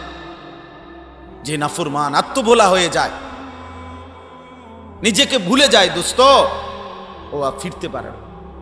নুওয়াল্লিহি মা তাওয়াল্লা ওয়া নুসলিহি জাহান্নাম ওয়া সাআত মাসীরা। আল্লাহ বলেন আমার রাসূলের উল্টো পথে যে চলবে, আমার ইমানদার মুত্তাকি মুমিন বান্দা যে পথে চলে তার উল্টো পথে যে চলবে, আমি আল্লাহ বললাম রাসূলের উল্টো, মুমিনদের উল্টো পথে চললে, খোদার কসম আল্লাহ কোরআনে বলছে আমি তাকে ওই উল্টো পথেই চালাবো, আর এই উল্টো পথেই একদিন জাহান্নামে ফেলে দেব। নুওয়াল্লিহি মা তাওয়াল্লা ওয়া নুসলিহি জাহান্নাম ওয়া সাআত মাসীরা। আর সেটা বুঝবে কত নিকৃষ্ট ঠিকানা। আল্লাহ আমাদেরকে বুঝদান করে। চলো ভাই রাগ হইও না, আল্লাহ তোমারও ভালো করুক। সুম্মা লিতাকুনু শুয়ুখা, আল্লাহ বলেন এরপরে পৌঁছে যায় কেউ বৃদ্ধ অবস্থা। তাহলে দেখেন আল্লাহ তাআলা তিনটা স্তর বলছে, একটা শিশু, একটা যৌবন, একটা বৃদ্ধ। কিন্তু আল্লাহ নিজে বলে আয়াত শেষ হয় নাই এখনো। অমিনকুম মান ইউতাওয়াফা মিন ক্বাবলু, আমি অনেককেই এই 3 অবস্থায় পূর্ণ পৌঁছবার আগেই, মানে বৃদ্ধ পর্যন্ত যাওয়ার আগেই মৃত্যু দিয়ে থাকি। এই জন্য প্রতিদিন ইনসাফের সাথে দেখেন সারা পৃথিবীতে বিপদে হোক, অ্যাক্সিডেন্টে হোক, রোগে হোক, যেই কোনো গোলযোগে হোক, বয়স্ক বুড়া মানুষ তার চাইতে বেশি নওজোয়ান শক্ত সামর্থ্যবান মানুষ, তাদের মৃত্যুই বেশি হয়। আপনি দেখেন ইবনুল জাওজি রাহমাতুল্লাহ আলাইহি বলছে, কোন গাছের যে ফলের জন্য যে মুকুল বের হয়, মুকুল বুঝেন না, আম গাছের যে প্রথম বের হয় এটারে কি কয়? বইল। আজ ধরে নিলাম আমরা এটা বলি, আমরাও বলি আমের বইল। এই সব মুকুল আমে রূপান্তর হয় না, ঝরে যায় বেশি। যেগুলো ছোট্ট ছোট্ট আম হয় এগুলো অধিকাংশই বড় হয় না, ছোট্ট ছোট্ট আমই ঝরে যায় বেশি। যেগুলা বড় হয় একটু, এগুলাও অধিকাংশ পাকে না, এর মধ্যেও ঝরে যায় অনেক। শেষ চূড়ান্ত পাকে অল্প কিছু আম, অল্প কিছু আম ঝরেই যায় বেশি। এজন্য ইবনুল জাওজি রাহমাতুল্লাহ আলাইহি বলছেন এটা, যে হে যুবক, হিসেব করে দেখো, ঝরেই যায় বেশি, টিকে থাকে কম। অতএব কোনো যুক্তি নাই যে এখনো সময় আছে, এখনো হায়াত লম্বা বাকি। কে তোমারে বলল ভাইয়া যে আমার দাদা 60 বছর বাঁচছে বলে আমিও 60 বছর বাঁচবো? এর নিশ্চয়তা কে দিল?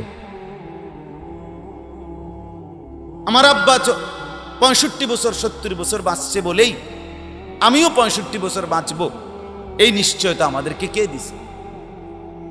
আল্লাহ তো বলছে অমিনকুম মান ইউতাওয়াফা মিন ক্বাবলু ওয়ালিতাবলুগু আজালাম মুসাম্মা।